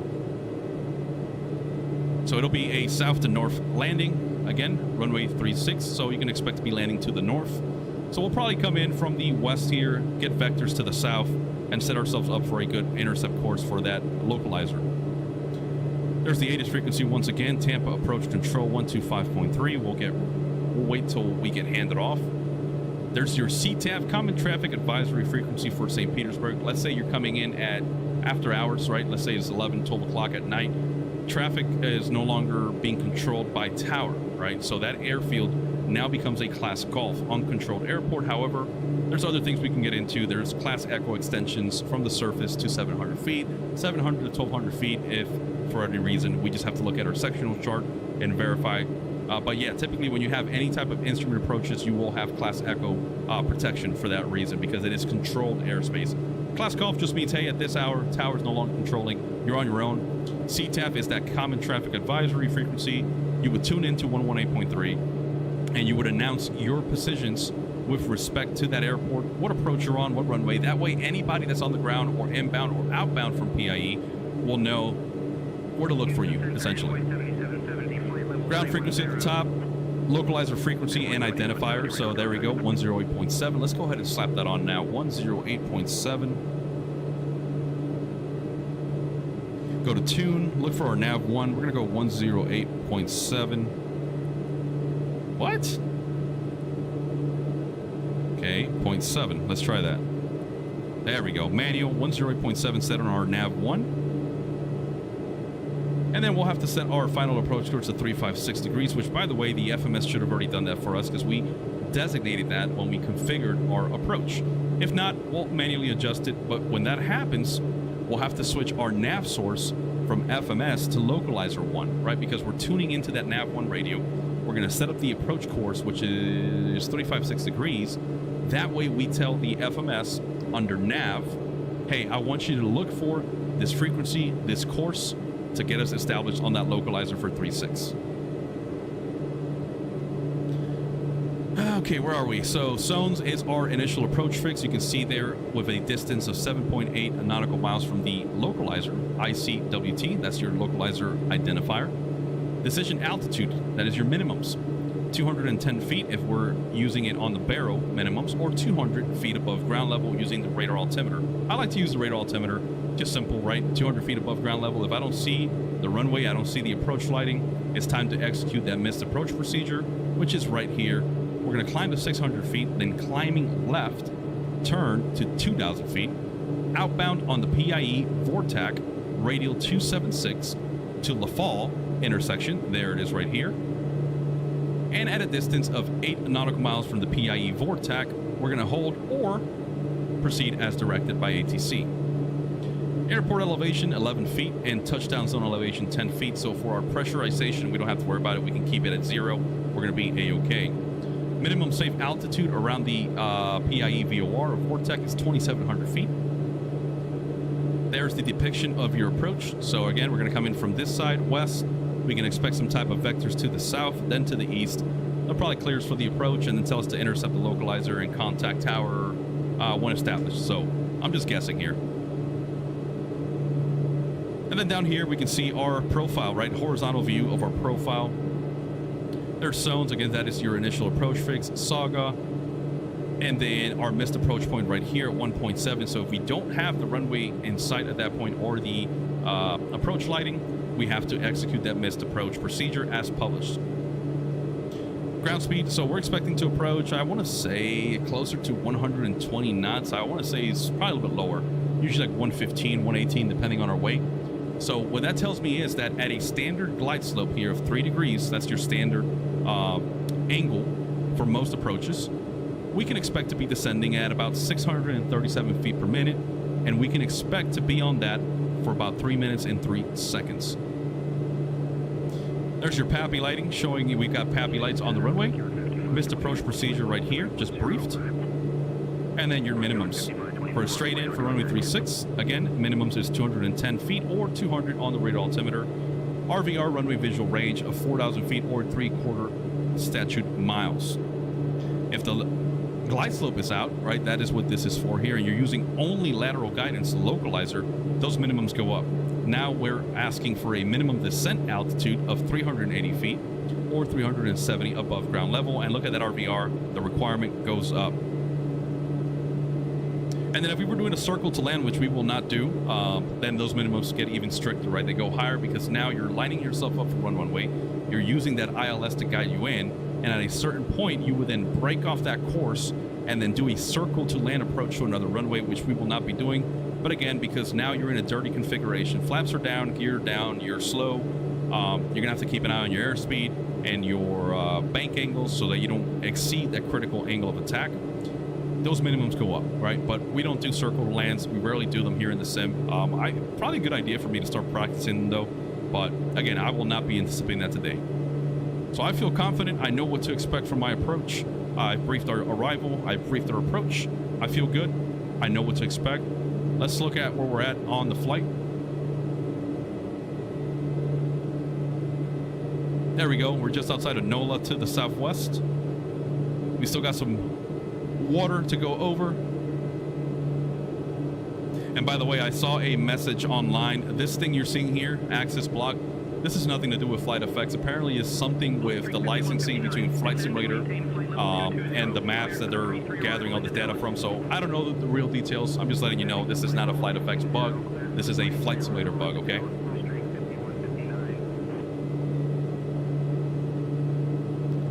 All right, top of descent now, 50 minutes or 309 miles away. So let's go outside. Let's go take a look.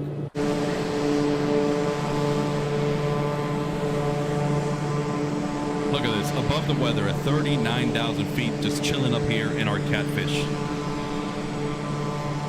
Doesn't get any better than that, does it? And look at that weather system dead ahead. So it is showing me that we are inbound for some soupy weather, man. I can expect some less than favorable conditions into St. Petersburg. So yeah, this is looking pretty realistic right now to what we're expecting at PIE. All right, let's speed it up. 1, 2, 3, 4.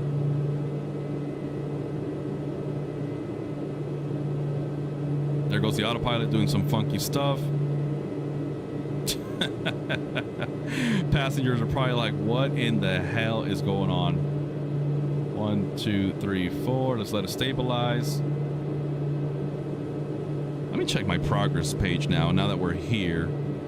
Index prog.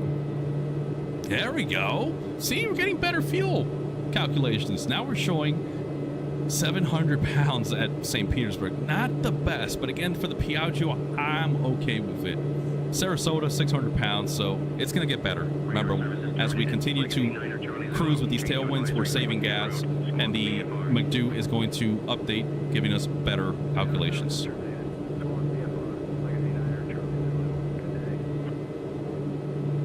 One, 2, 3, 4. Let's continue here. Let's bring back to 3. 3 is okay. There's a little dance. We're just skimming on top of these clouds right here, this weather.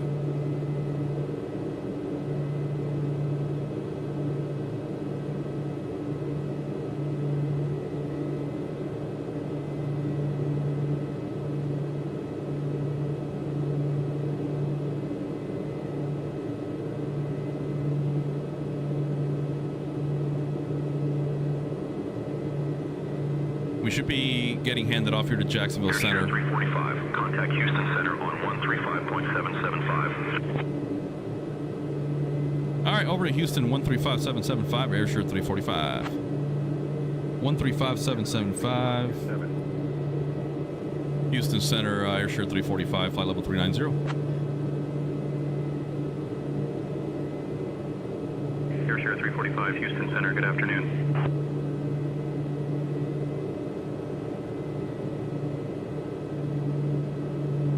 All right, let's speed it up again.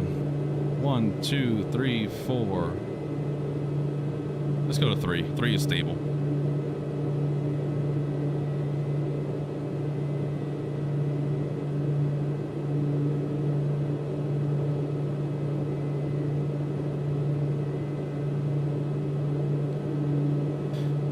All right, there we go. 212 miles to go to, what is that, charge. That is our transition into our arrival.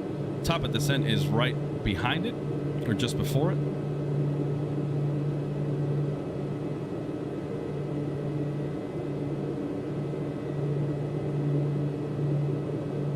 Come on, baby. We got traffic just below us there, cruising at 1,200 feet below us, no factor.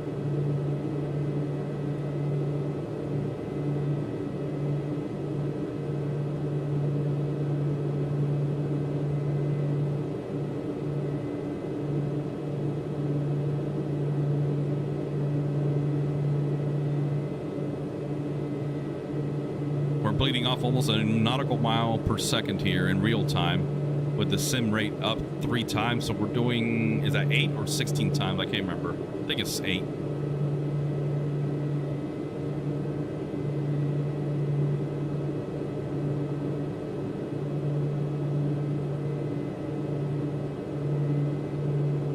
It'd be crazy having an engine flame out up here now. It'll be interesting, but at least we're high up enough we can divert to the nearest airfields here on the southern coast of the Panhandle. Maybe go to Mobile, maybe Tallahassee. So I like hugging the coast just in case.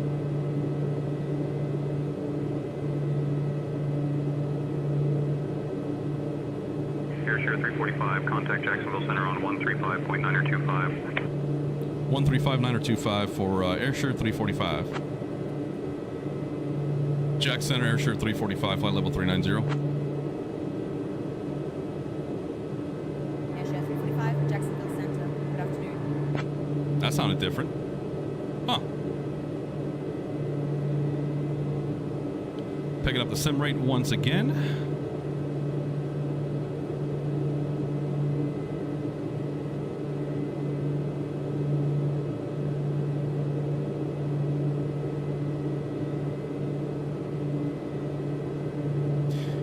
And then we're showing 27 minutes, our distance to St. Petersburg.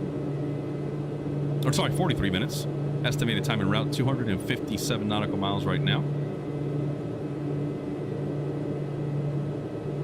we're gonna cut it short.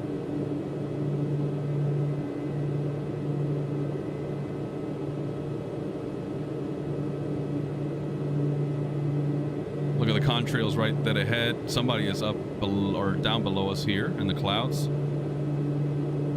I think we just overtook them.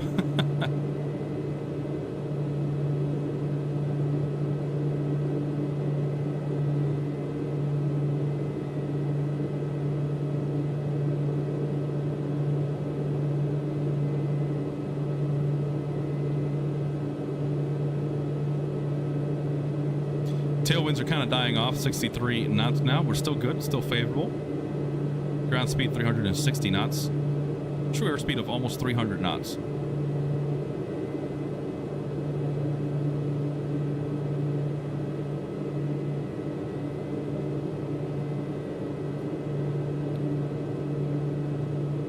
There we go, we're below 50 miles now for our top of descent.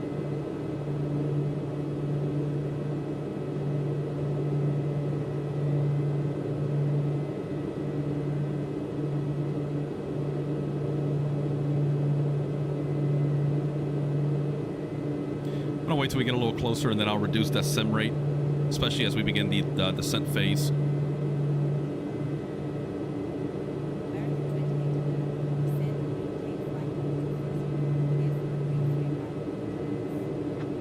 Was that for me? I just heard. Okay, no, not for us. I'm gonna call them up, let them know that we are gonna be approaching our top of descent here in just a few minutes. And Jack Center, Airsure 345, we're coming up on our top of descent. We'd like to request descent via the star, please.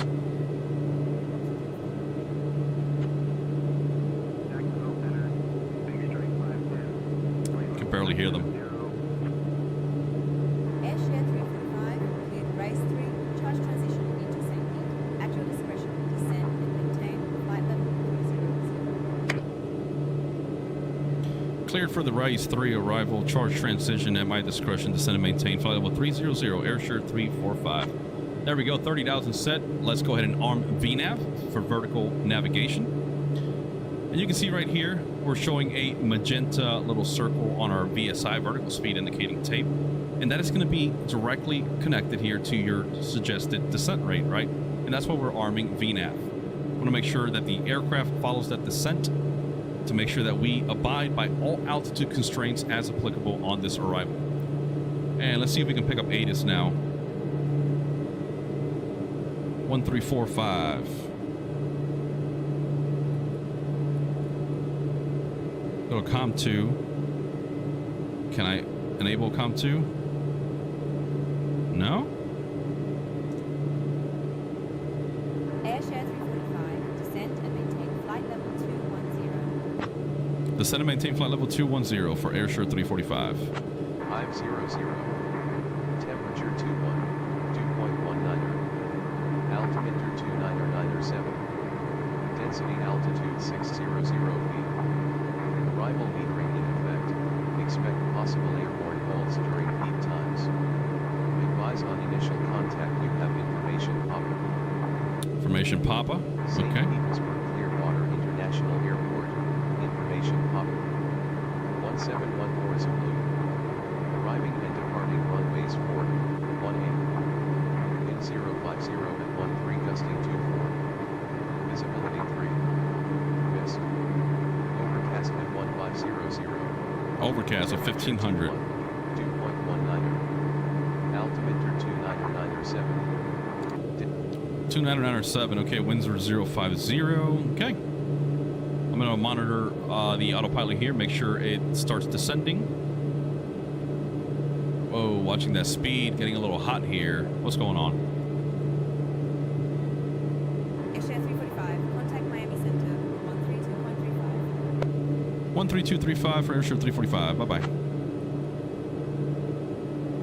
Miami Center, Airsure 345, flight level 390. We're about to begin descending to flight level 210, race 3 arrival. Okay, there's the drop. I don't see my VNAV path illuminating though. There he goes. Miami Center, good afternoon. There we go. See the V path now. Let's reduce power.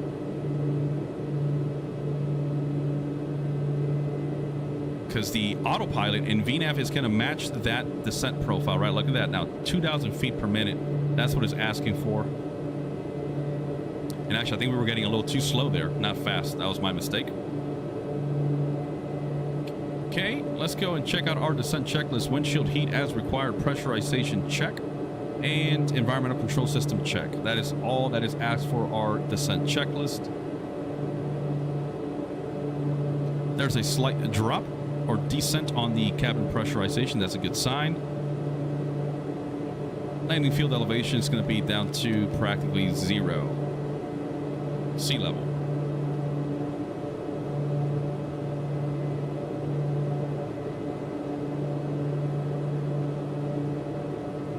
Now we're inbound dog. And again, they cleared us to go via the race 3, even though it tells us that dog is assigned by ATC. I'm going to follow what's published on my procedure and just follow what's on my flight plan. And now we should really save some gas because I'm reducing power even more.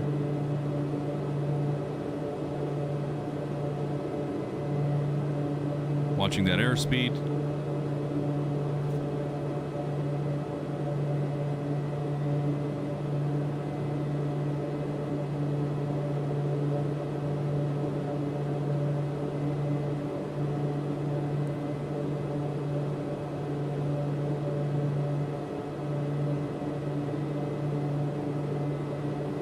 And if you guys didn't know this, but on your VAMS, the Virtual Aircraft Management System, if you don't want to tune into ATIS, just click the WX and you get your latest METAR here. So there we go on the 7th day at 1714 Zulu, winds 050 at 13 knots, gusting 24.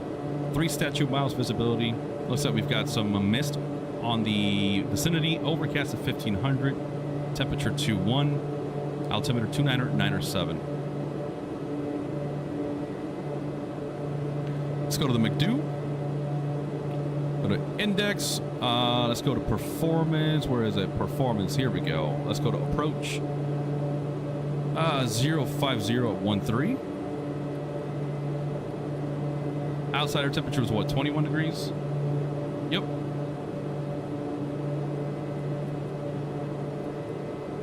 And then we're going to set runway conditions to wet just to anticipate that. Slope 0. You see we got a good headwind component, 7 knots, and a left to right crosswind, 10 knots. That for me? Did they just switch controllers? All right, descend and maintain 10,000, altimeter 299.7, airshow 345. Okay, anti-ice will be off. Landing weight showing right there. Landing factor of 1. We require 2,700 feet out of 9,700 available. We're going to send our VREF and VAP speeds. There we go. Approach config has been set. Let's reset the altitude to 10,000.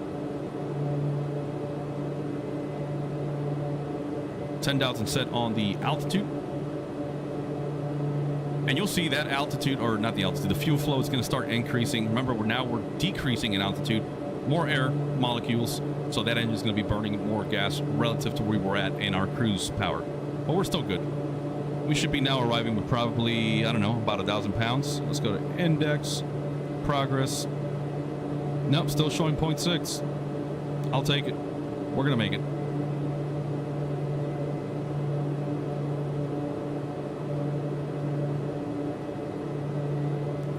Seatbelt signs on.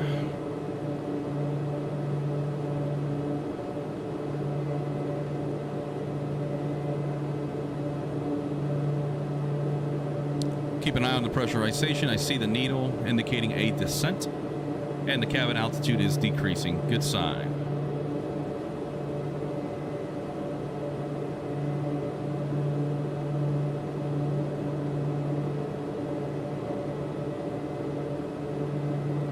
So we're inbound dog, so it should be updating here. You should see the little plane.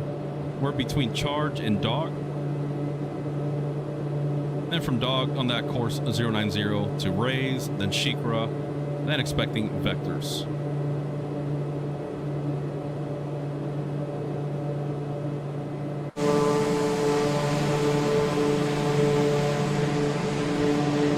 Looking good.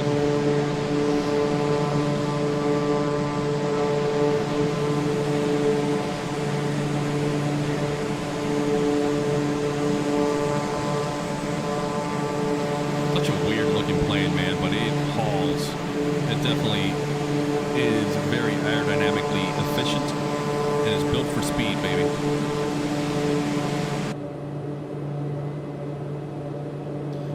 Unable next altitude? Nah, you got this. Well, we have to be at or below flight level 210, so yeah, might not meet it.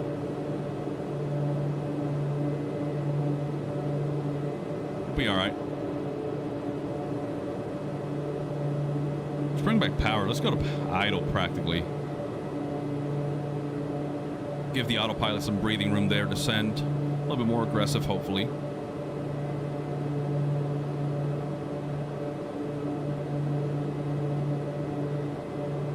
And this is what I like about flying airplanes that FlightFX gives us, right? They're truly alive, and you have to pay attention, manage your engine parameters, your performance, to really stay ahead of the airplane, right? And that's crucial to any plane you fly, whether that's a Cessna, a little Piper. Staying ahead of the aircraft, don't let it get ahead of you, right? Because especially as we go into our descent and arrival phase now, things are going to start getting a little hairy, right? We're going to probably expect vectors, altitude change, heading, setting up for our approach, looking at our checklist. Everything's going to happen quickly. We're no longer enjoying that cruise phase where we just get to sit back and relax. Now things get busy, but for me, it is my favorite portion of any flight because I want to get hands on the controls and really try to stay ahead of the aircraft as best as I can.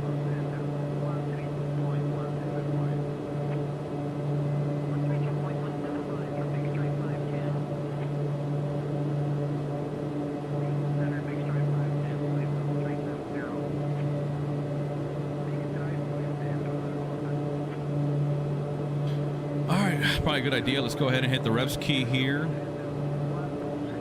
Let's look for there's our approach speed and our reference speed. So we're going to be approaching at 128 knots, VREF of 118. But because there are some gusts there, winds are 1.3 gusting 2.5, I think. I'm going to add a little bit more airspeed right out to give us a little bit of a buffer. But let's go back to revs. You can see let's go ahead and make this 0. I don't want to use the barrel. I want to go with our radar altimeter. And then let's go back up, click it, there we go. Minimum's 200 RA, radar altimeter, have been set. Everything else can stay the same.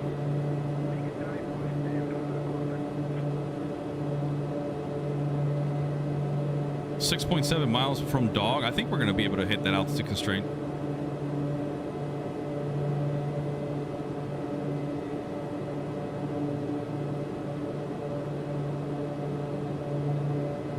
Let's see. Yeah, I'm no longer seeing the unable next altitude. So again, reducing that power, letting the aircraft slow down, giving it that breathing room and space to descend a little bit steeper in order to hit that altitude constraint. I think we're going to make it. Famous last words, by the way.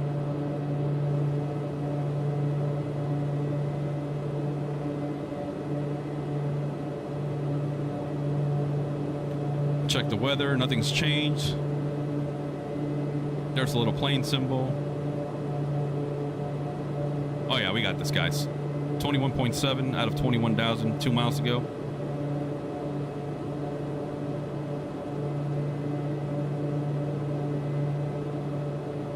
Nope, still saying unable next altitude. Yikes.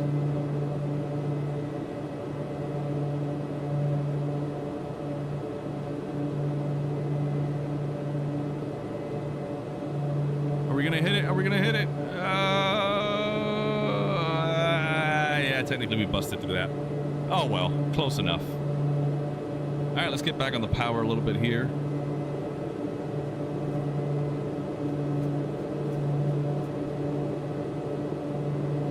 I'm gonna turn off my sync. Easy to forget that on your approach. You do not want to have that on.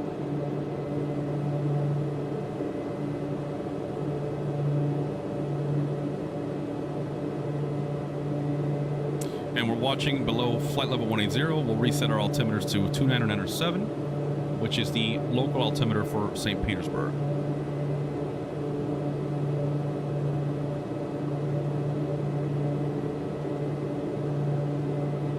Weather's not looking terrible for now, but again, we've got overcast ceilings there at 1500 with some mist, 3 statute miles visibility, so not the best.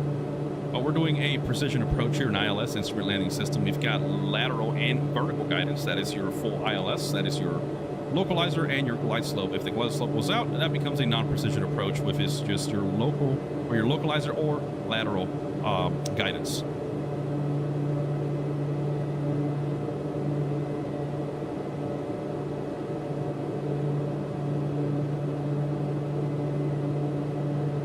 There we go. You see the radar picking up some cells off to our nose. Nothing crazy though. I'm okay with that.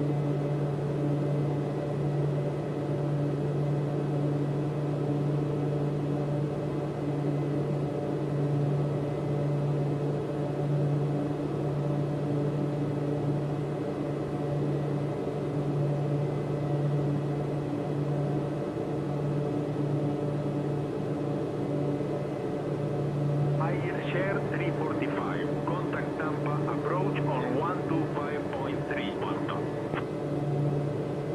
125.3 for air share 345. So long.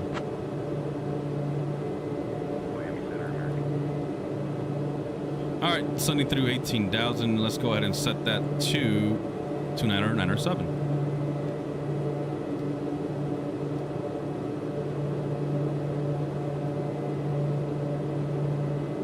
.29907 cross check looks good.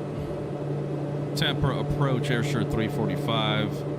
Crossing 17,500. Descending 10,000. Raise 3 arrival with information Papa.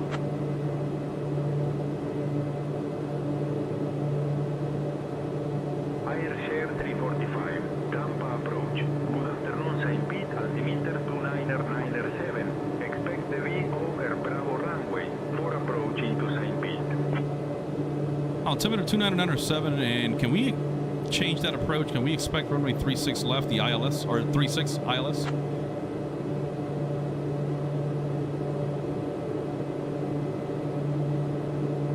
Airshare 345, runway 36 left is not active. Expect the VO Air runway 4 approach. We'd like to request the ILS for runway 36 into St. Petersburg for airshare 345.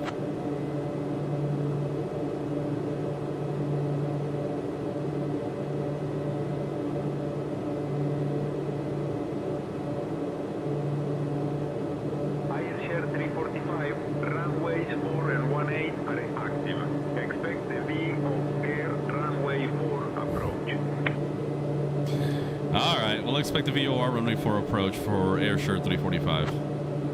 Okay, well, they're going to change it up on us now, so let's go ahead and configure that on our flight plan. Departure arrival.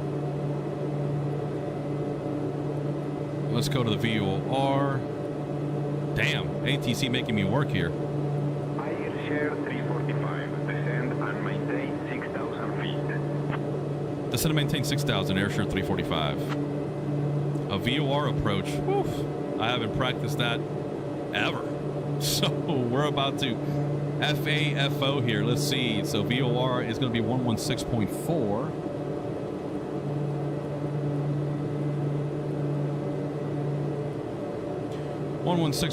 set. Final approach course 39 degrees. Okay, let's look at this real quick. Also at 1,000, minimum descent altitude 480, so that minimum now is 469 on the radar altimeter. Let's go over.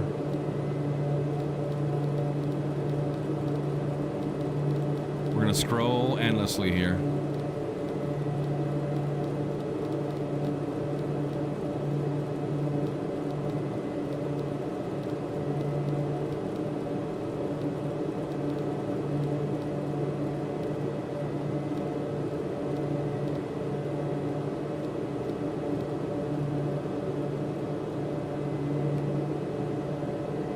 There we go.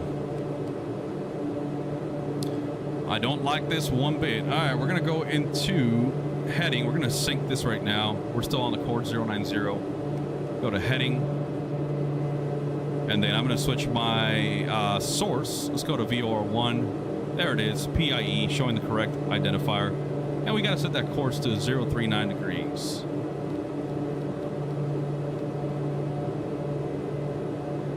.039.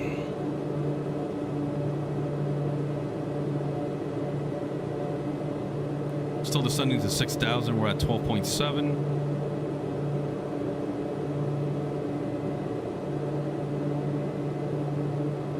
And again, we're going to stay on that outbound course after Shikra, 090 degrees until otherwise vector. Okay, so let's see. That's all the same. Missed approach, climbing left turn to 1700, right to Pi, loam and hold. Okay. Oh, there we go. It's an NDB, right? Yep.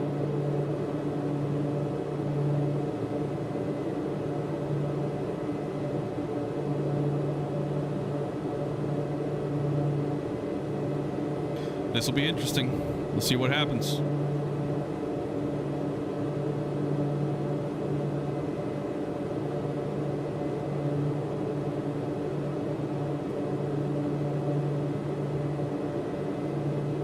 Oh yeah, look at those clouds, guys. It's gonna get hairy. All right, I think I'm gonna go off VNAV now. I'm gonna go into vertical speed. I want to get below the weather here if I can. What's my temperature right now? Showing, okay, positive, so might get my anti-ice on here.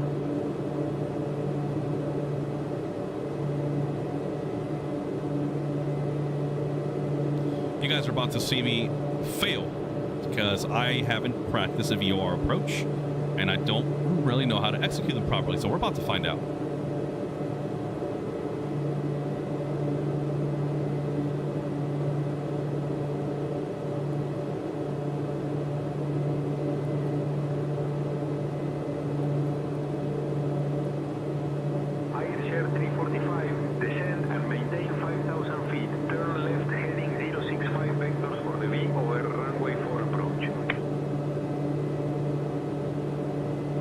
Going on here, wait. That's turning the wrong way. All right, descend and maintain 5,000, turn left heading 065 vector for the VOR, runway 4 approach, airsure 345. Heading 065, what's going on here?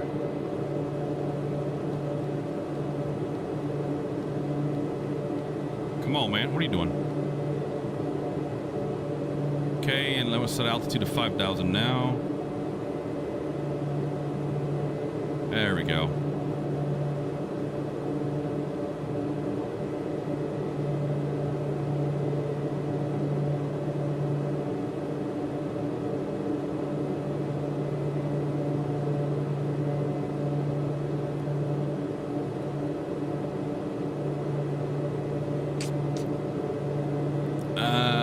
Okay, so I've got the NDB right there. You can see that green circle. I've got it pulled up just for a visual reference. See what happens. We're showing 21 nautical miles from that fix.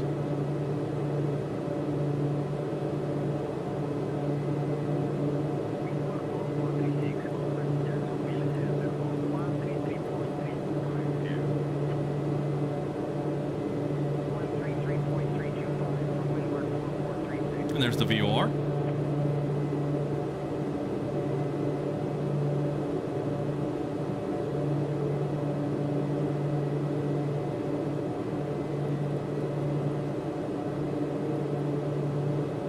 And there's the radial 219 giving us a visual of what we should be tracking for that final approach course.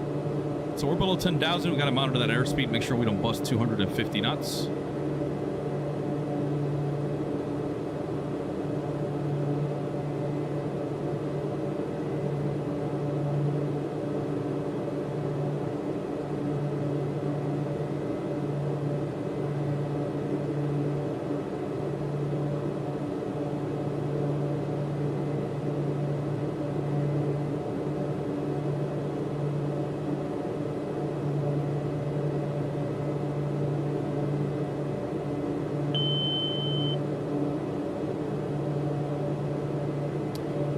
Yeah, man, I've flown the PC-24. It's fun, man. It's a fun little jet. I've had some quirks with the autopilot, though, recently, so I kind of gave up on it, but I got to check it out again. All right, I'm going to get my engine anti-ice on just in case here. I don't like we're in the moisture here. Temperature's okay, just to play it safe.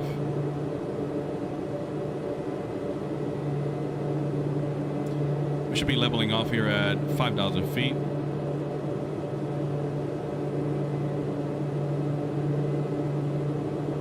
We are in the soup. this is going to be hairy here.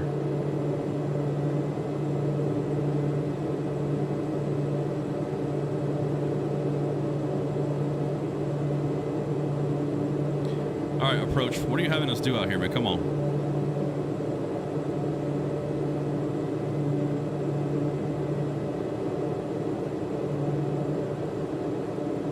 I feel it. I'm going to butcher this one bad. Look at this. Autopilot is fighting for its life, man.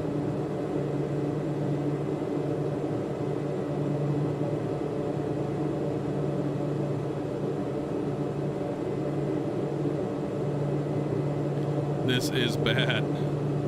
Look at this. I am not doing anything, guys. 345, proceed direct SSI. Descend and maintain 2600 feet until established. Cleared for the VOR runway 4 approach. Alright, proceed direct SETI. Descend and maintain 2600 until established. Clear for the VOR runway 4 approach. Airsure 345. Alright, let's find SETI here. Let's go to legs. Where's SETI? Oh, great. Another waypoint. Okay.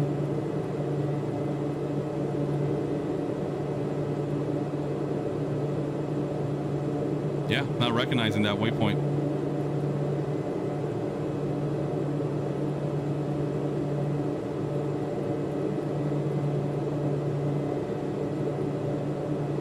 Execute. There we go. Let's go to nav. So let's switch over back to FMS. Let's go vertical speed. Let's descend down to 2600.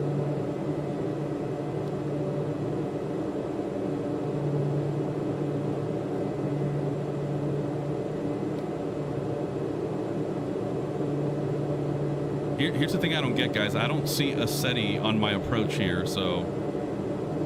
Alright, whatever.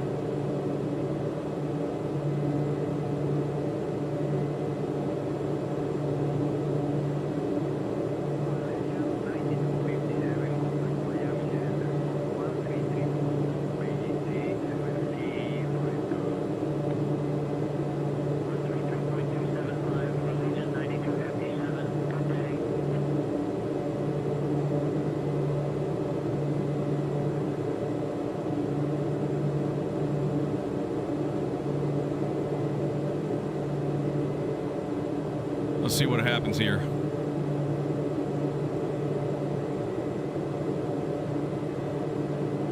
Bring back power just a bit on this descent. I don't know why he gave me vectors to SETI. That makes no sense. We are now northwest of the field.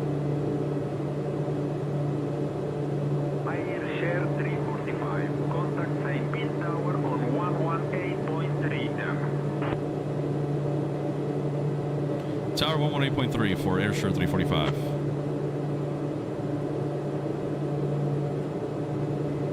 St. Pete Tower, Airsure 345. We're direct to SETI.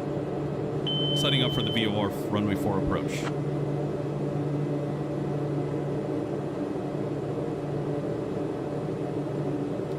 Airsure 345, St. Pete Tower, roger. Wind 050 at 13 gusting 24. Runway 4, clear to land. Clear to land runway 4, Airsure 345. Look at this, man. Full IMC now. We've been in the suit for several minutes. I have no idea what's about to happen. You know what? We've been clear for the approach, however, so... I gotta make a decision here.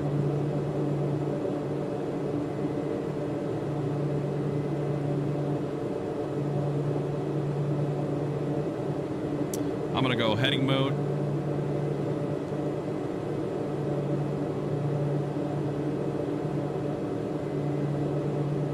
I don't know why it's bugged out here on my honeycomb. That's why it keeps resetting. Let's go heading mode, man. I don't like this.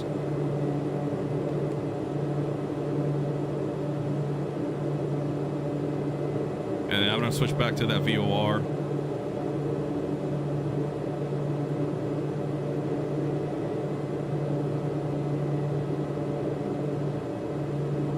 All right, there we go. I see the ground. That's a good sign.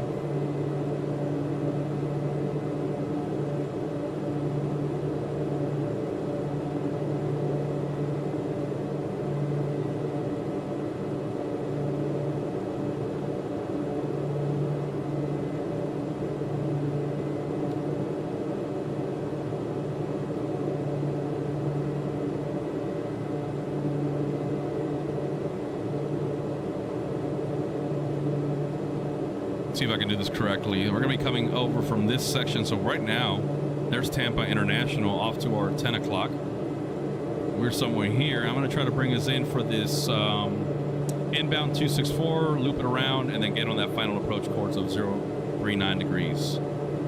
You know what?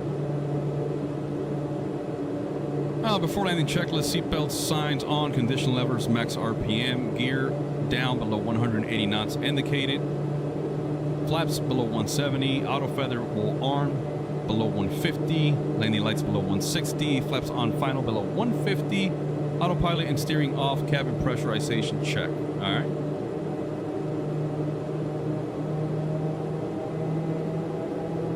Max RPM.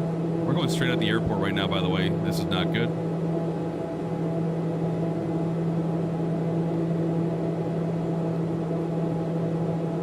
And if you're just tuning in and you're wondering what the heck I'm doing, I'm just following what ATC vectored me to do, which is to go to SETI, which is not even part of this procedure. So now I'm flying from the northeast of the airfield. I'm going to try to set myself up here for this loop here on the VOR approach, and then bring her in, hopefully safely. There's the bridge. So that's a good sign. We're over the bay here. Oh, we got traffic right on top of us. Oh, snap. Oh, snap. I think I just saw him. He disappeared.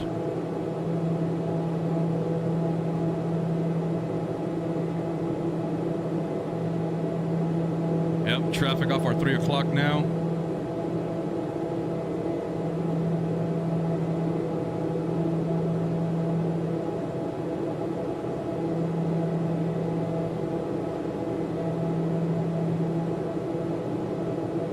Let's open up a little bit more. Go southbound 180. Approaching runway 18. Caution. Oh, Element, brother. I hope so. I flew yesterday, and, you know, going back to my honeycomb, this feels so light and so dull now. Yeah, man. I told myself that yesterday. I'm like, I need a force feedback yoke. I need to feel it. Yep, there's the airport, guys. That's runway 4. Look how close we are, man. I don't like this approach at all. Again, don't know why SayIntentions told me to do this, but...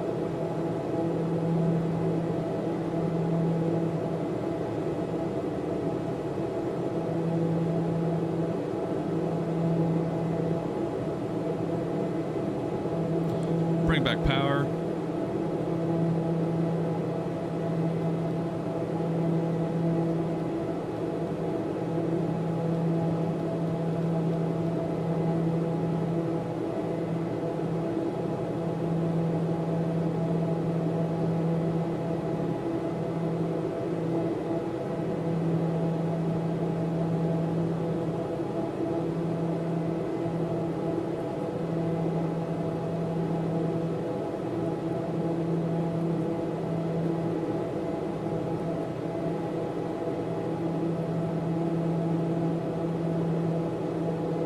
We're gonna do this a little ghetto here.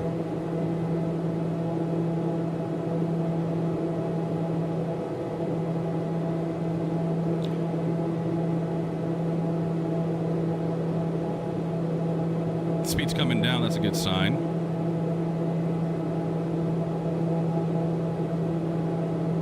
Oh, Element, I would love to, man, but I unfortunately have to be here at home watching my kid, bro. But if I had the time, 100% I would backseat with you guys. That would be fun.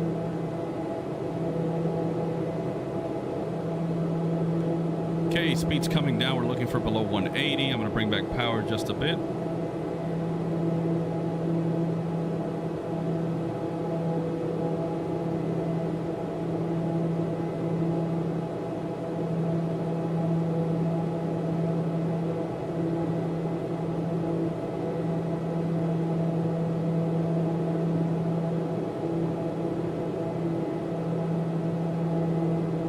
Let's go. Gear down below 180. 3 green. Auto feather will arm it below 170. Get on the power. Get on the power.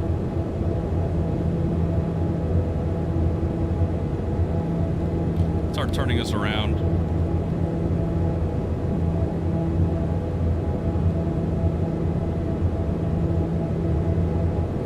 Okay, we're below 150. Flaps can go to full or down.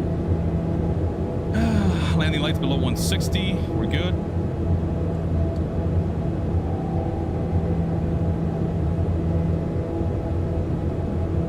Let's arm nav for the VOR.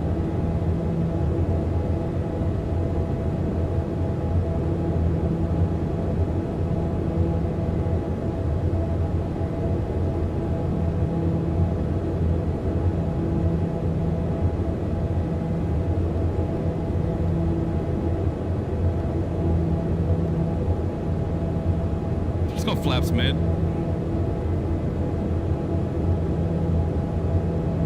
And we've been cleared to land, just so you guys know. They gave us the clearance to land earlier on, very early on.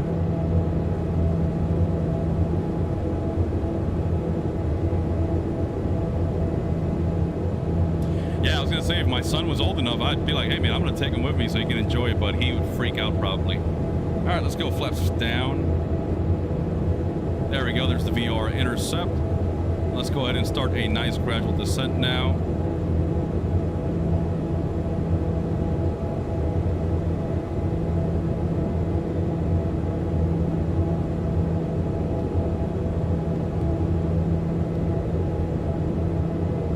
About 600 feet a minute.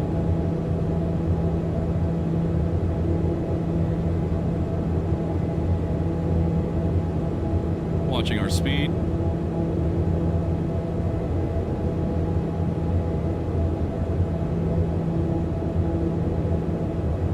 There we go. And I do see the PAPI lights right there.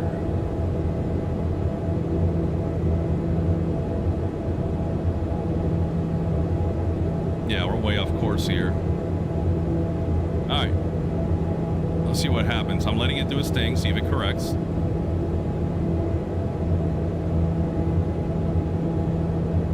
Good speed. Landing checklist gear, check 3 green, flaps down, approach speed around 115 or VAP. Power as required, condition levers max RPM, brakes as required, reverse as required. And we will not use reverse below 40 knots indicated. I've got the field mate, that's a good sign.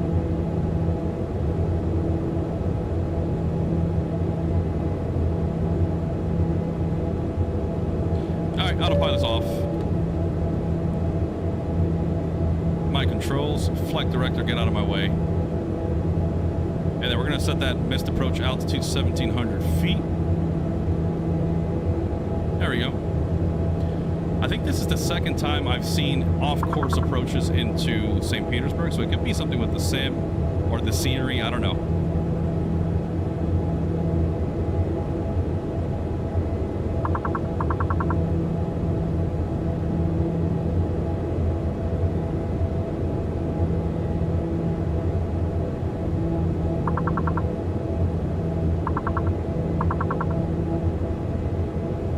Let's get on the gas here. We're a little bit slow.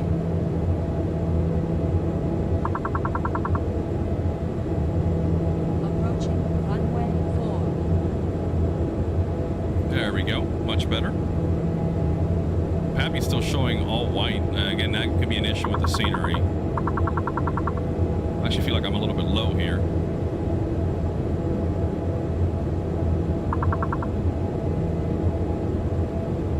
Turn the anti-ice off.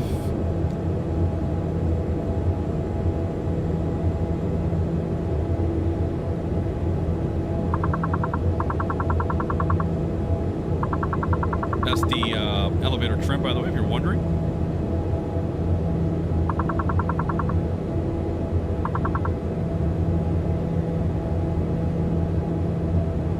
Remember, winds are 050, just off of our nose here.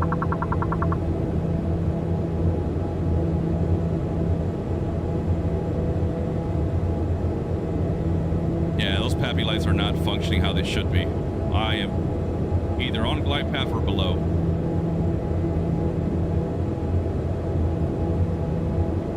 Fighting this thing.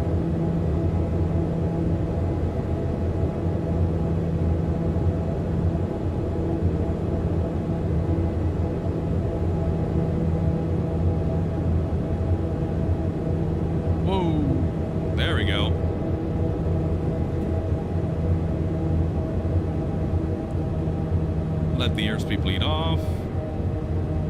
Right rudder. Oh, look at that Airbus. No. What are you doing, bro?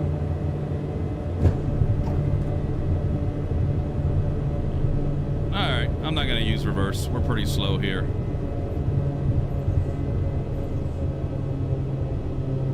That was okay. Okay, terrible approach setup though. Alright, let's get steering onto takeoff. Again, low gain.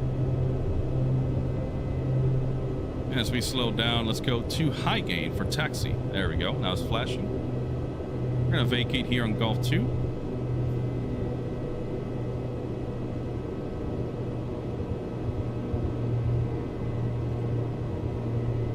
Airshare 345, welcome to St. Pete. Exit at Golf 2 if able. Contact ground on 121.9er. Golf 2 if able, and we'll contact ground 1219er for Airshare 345. Bye-bye. St. Pete ground, Airshare 345, clear of runway 4, Golf 2, requesting taxi to signature. Alright. 45, St. Pete ground, roger. Roger, that's all you're going to tell me? Okay.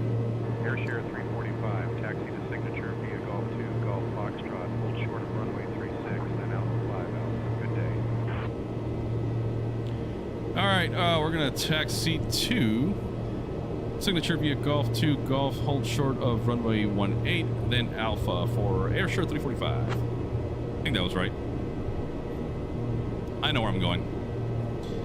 Alright, after landing, let's go ahead and take off the pitot static heat off. Auto feather can go off. Flaps are up.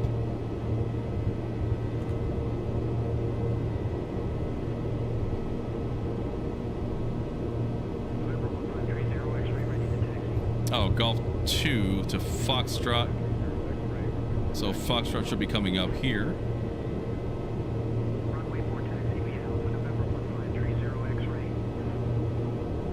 And we're going to contact them, ask them if we're clear to cross. I'm going to bring back those condition levers, by the way. Let's go to ground idle. Airshare 345, hold short of runway 36, A320 on the runway. Hold short 36 for Airshare 345.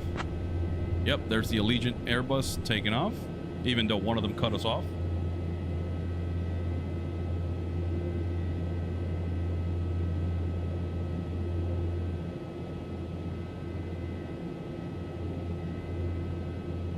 And signature's right there, guys, so very easy taxi. Okay, radar to standby. Traffic can come off. Go to standby for now. Runway 18, taxi via Tango Alpha, Alpha 1 Allegiant 8213. Ground, can we cross now? Runway 36 at Foxtrot for Airshare 345.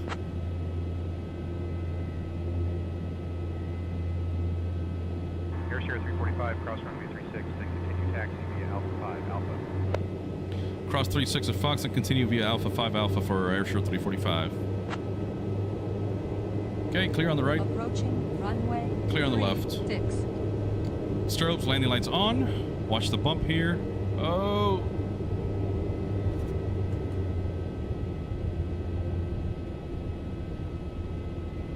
Strobes off, landing lights off.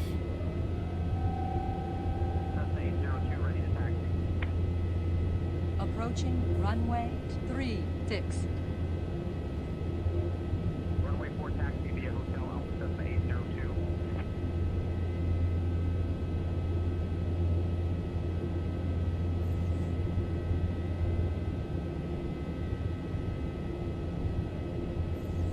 We're gonna park right here in front of the terminal.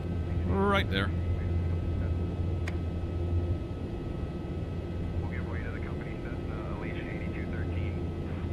Watching the fire lane here.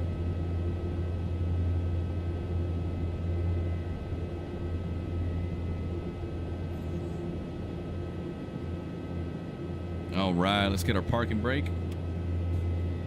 And let's go through that parking and shutdown. So parking brake set, avionics switch can come off. Bleeders off. Power levers check idle, they are in the idle. Condition levers check ground idle, checked. Hydraulic pump can go off. Turn off. There we go. Fuel pump switches to off. All electrical switches to off. Windshield heat can come off. Everything else seems to be off. Let's turn off all the lights. No? Not gonna work? What's going on here? Okay. Seatbelt signs off. Ground collision light off. And let's throw the condition levers to cut off.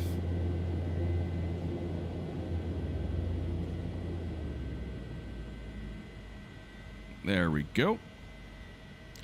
Generator switches to off. EPU off. Firewall valves closed. And battery. There we go. All right, let's get out of here. That was not a good day for me personally. Everything was fine, but the approach again, that was weird. All right, let's step outside. Here we are, guys. Made it to St. Petersburg on the FlightFX Piaggio, the P180. Look at the dirt, bug splatter, and all that. It was definitely not this dirty when we took off. So another cool feature. Not sure if it's the sim. I know Sim Update 4, I believe, started doing that, but the FlightFX is alive. And look at that parking. Right on the line, baby. Look at the leading edge, too. It looks dirty. That's cool. I need to get chocks on. Let me go open up my passenger car, the baggage door back here. No? Come on. There we go. And then let me go get the chocks on. I have to go to the VAMs, the tablet. Let's go to weights and services ground. Chocks. There we go. Everything else can stay for now. Go back outside. Take a look. Aha. There we go. Now the aircraft is secured, so we made it. Again, that was okay. That was cool. DX saying, did I miss it? I love to see folks fly. One of my favorites. Yeah, man, we just touched down and we're gonna call it here for today on the Piaggio. But just don't be afraid, man. Just backtrack through the video. Pretty boring. Just cruising. Interesting approach. You'll see what SayIntentions told me to do. I didn't like it, so I just followed procedures and then I just gave it my best shot. Element saying, bro, can't escape signature. You know I remain faithful to the brand, brother. With them landing fees, ramp fees, parking fees. You know it, baby. We do it best. All right, guys. Captain Gonzo here, that FlightFX channel. I'm going to sign off now. I got to go get some lunch, eat something, and then let's see when I can get online again. If you don't see me tonight, and then you can expect to see me tomorrow around the same time, 12:30 p.m. Eastern Standard Time. As per usual, guys, I appreciate you tuning in and hanging out with me here, doing all kinds of fun stuff. Flew the Piaggio. Maybe I'll fly it again, maybe not. We'll see. You guys take care. Smooth landings. Happy flying. We'll see you on the next one. Later, guys.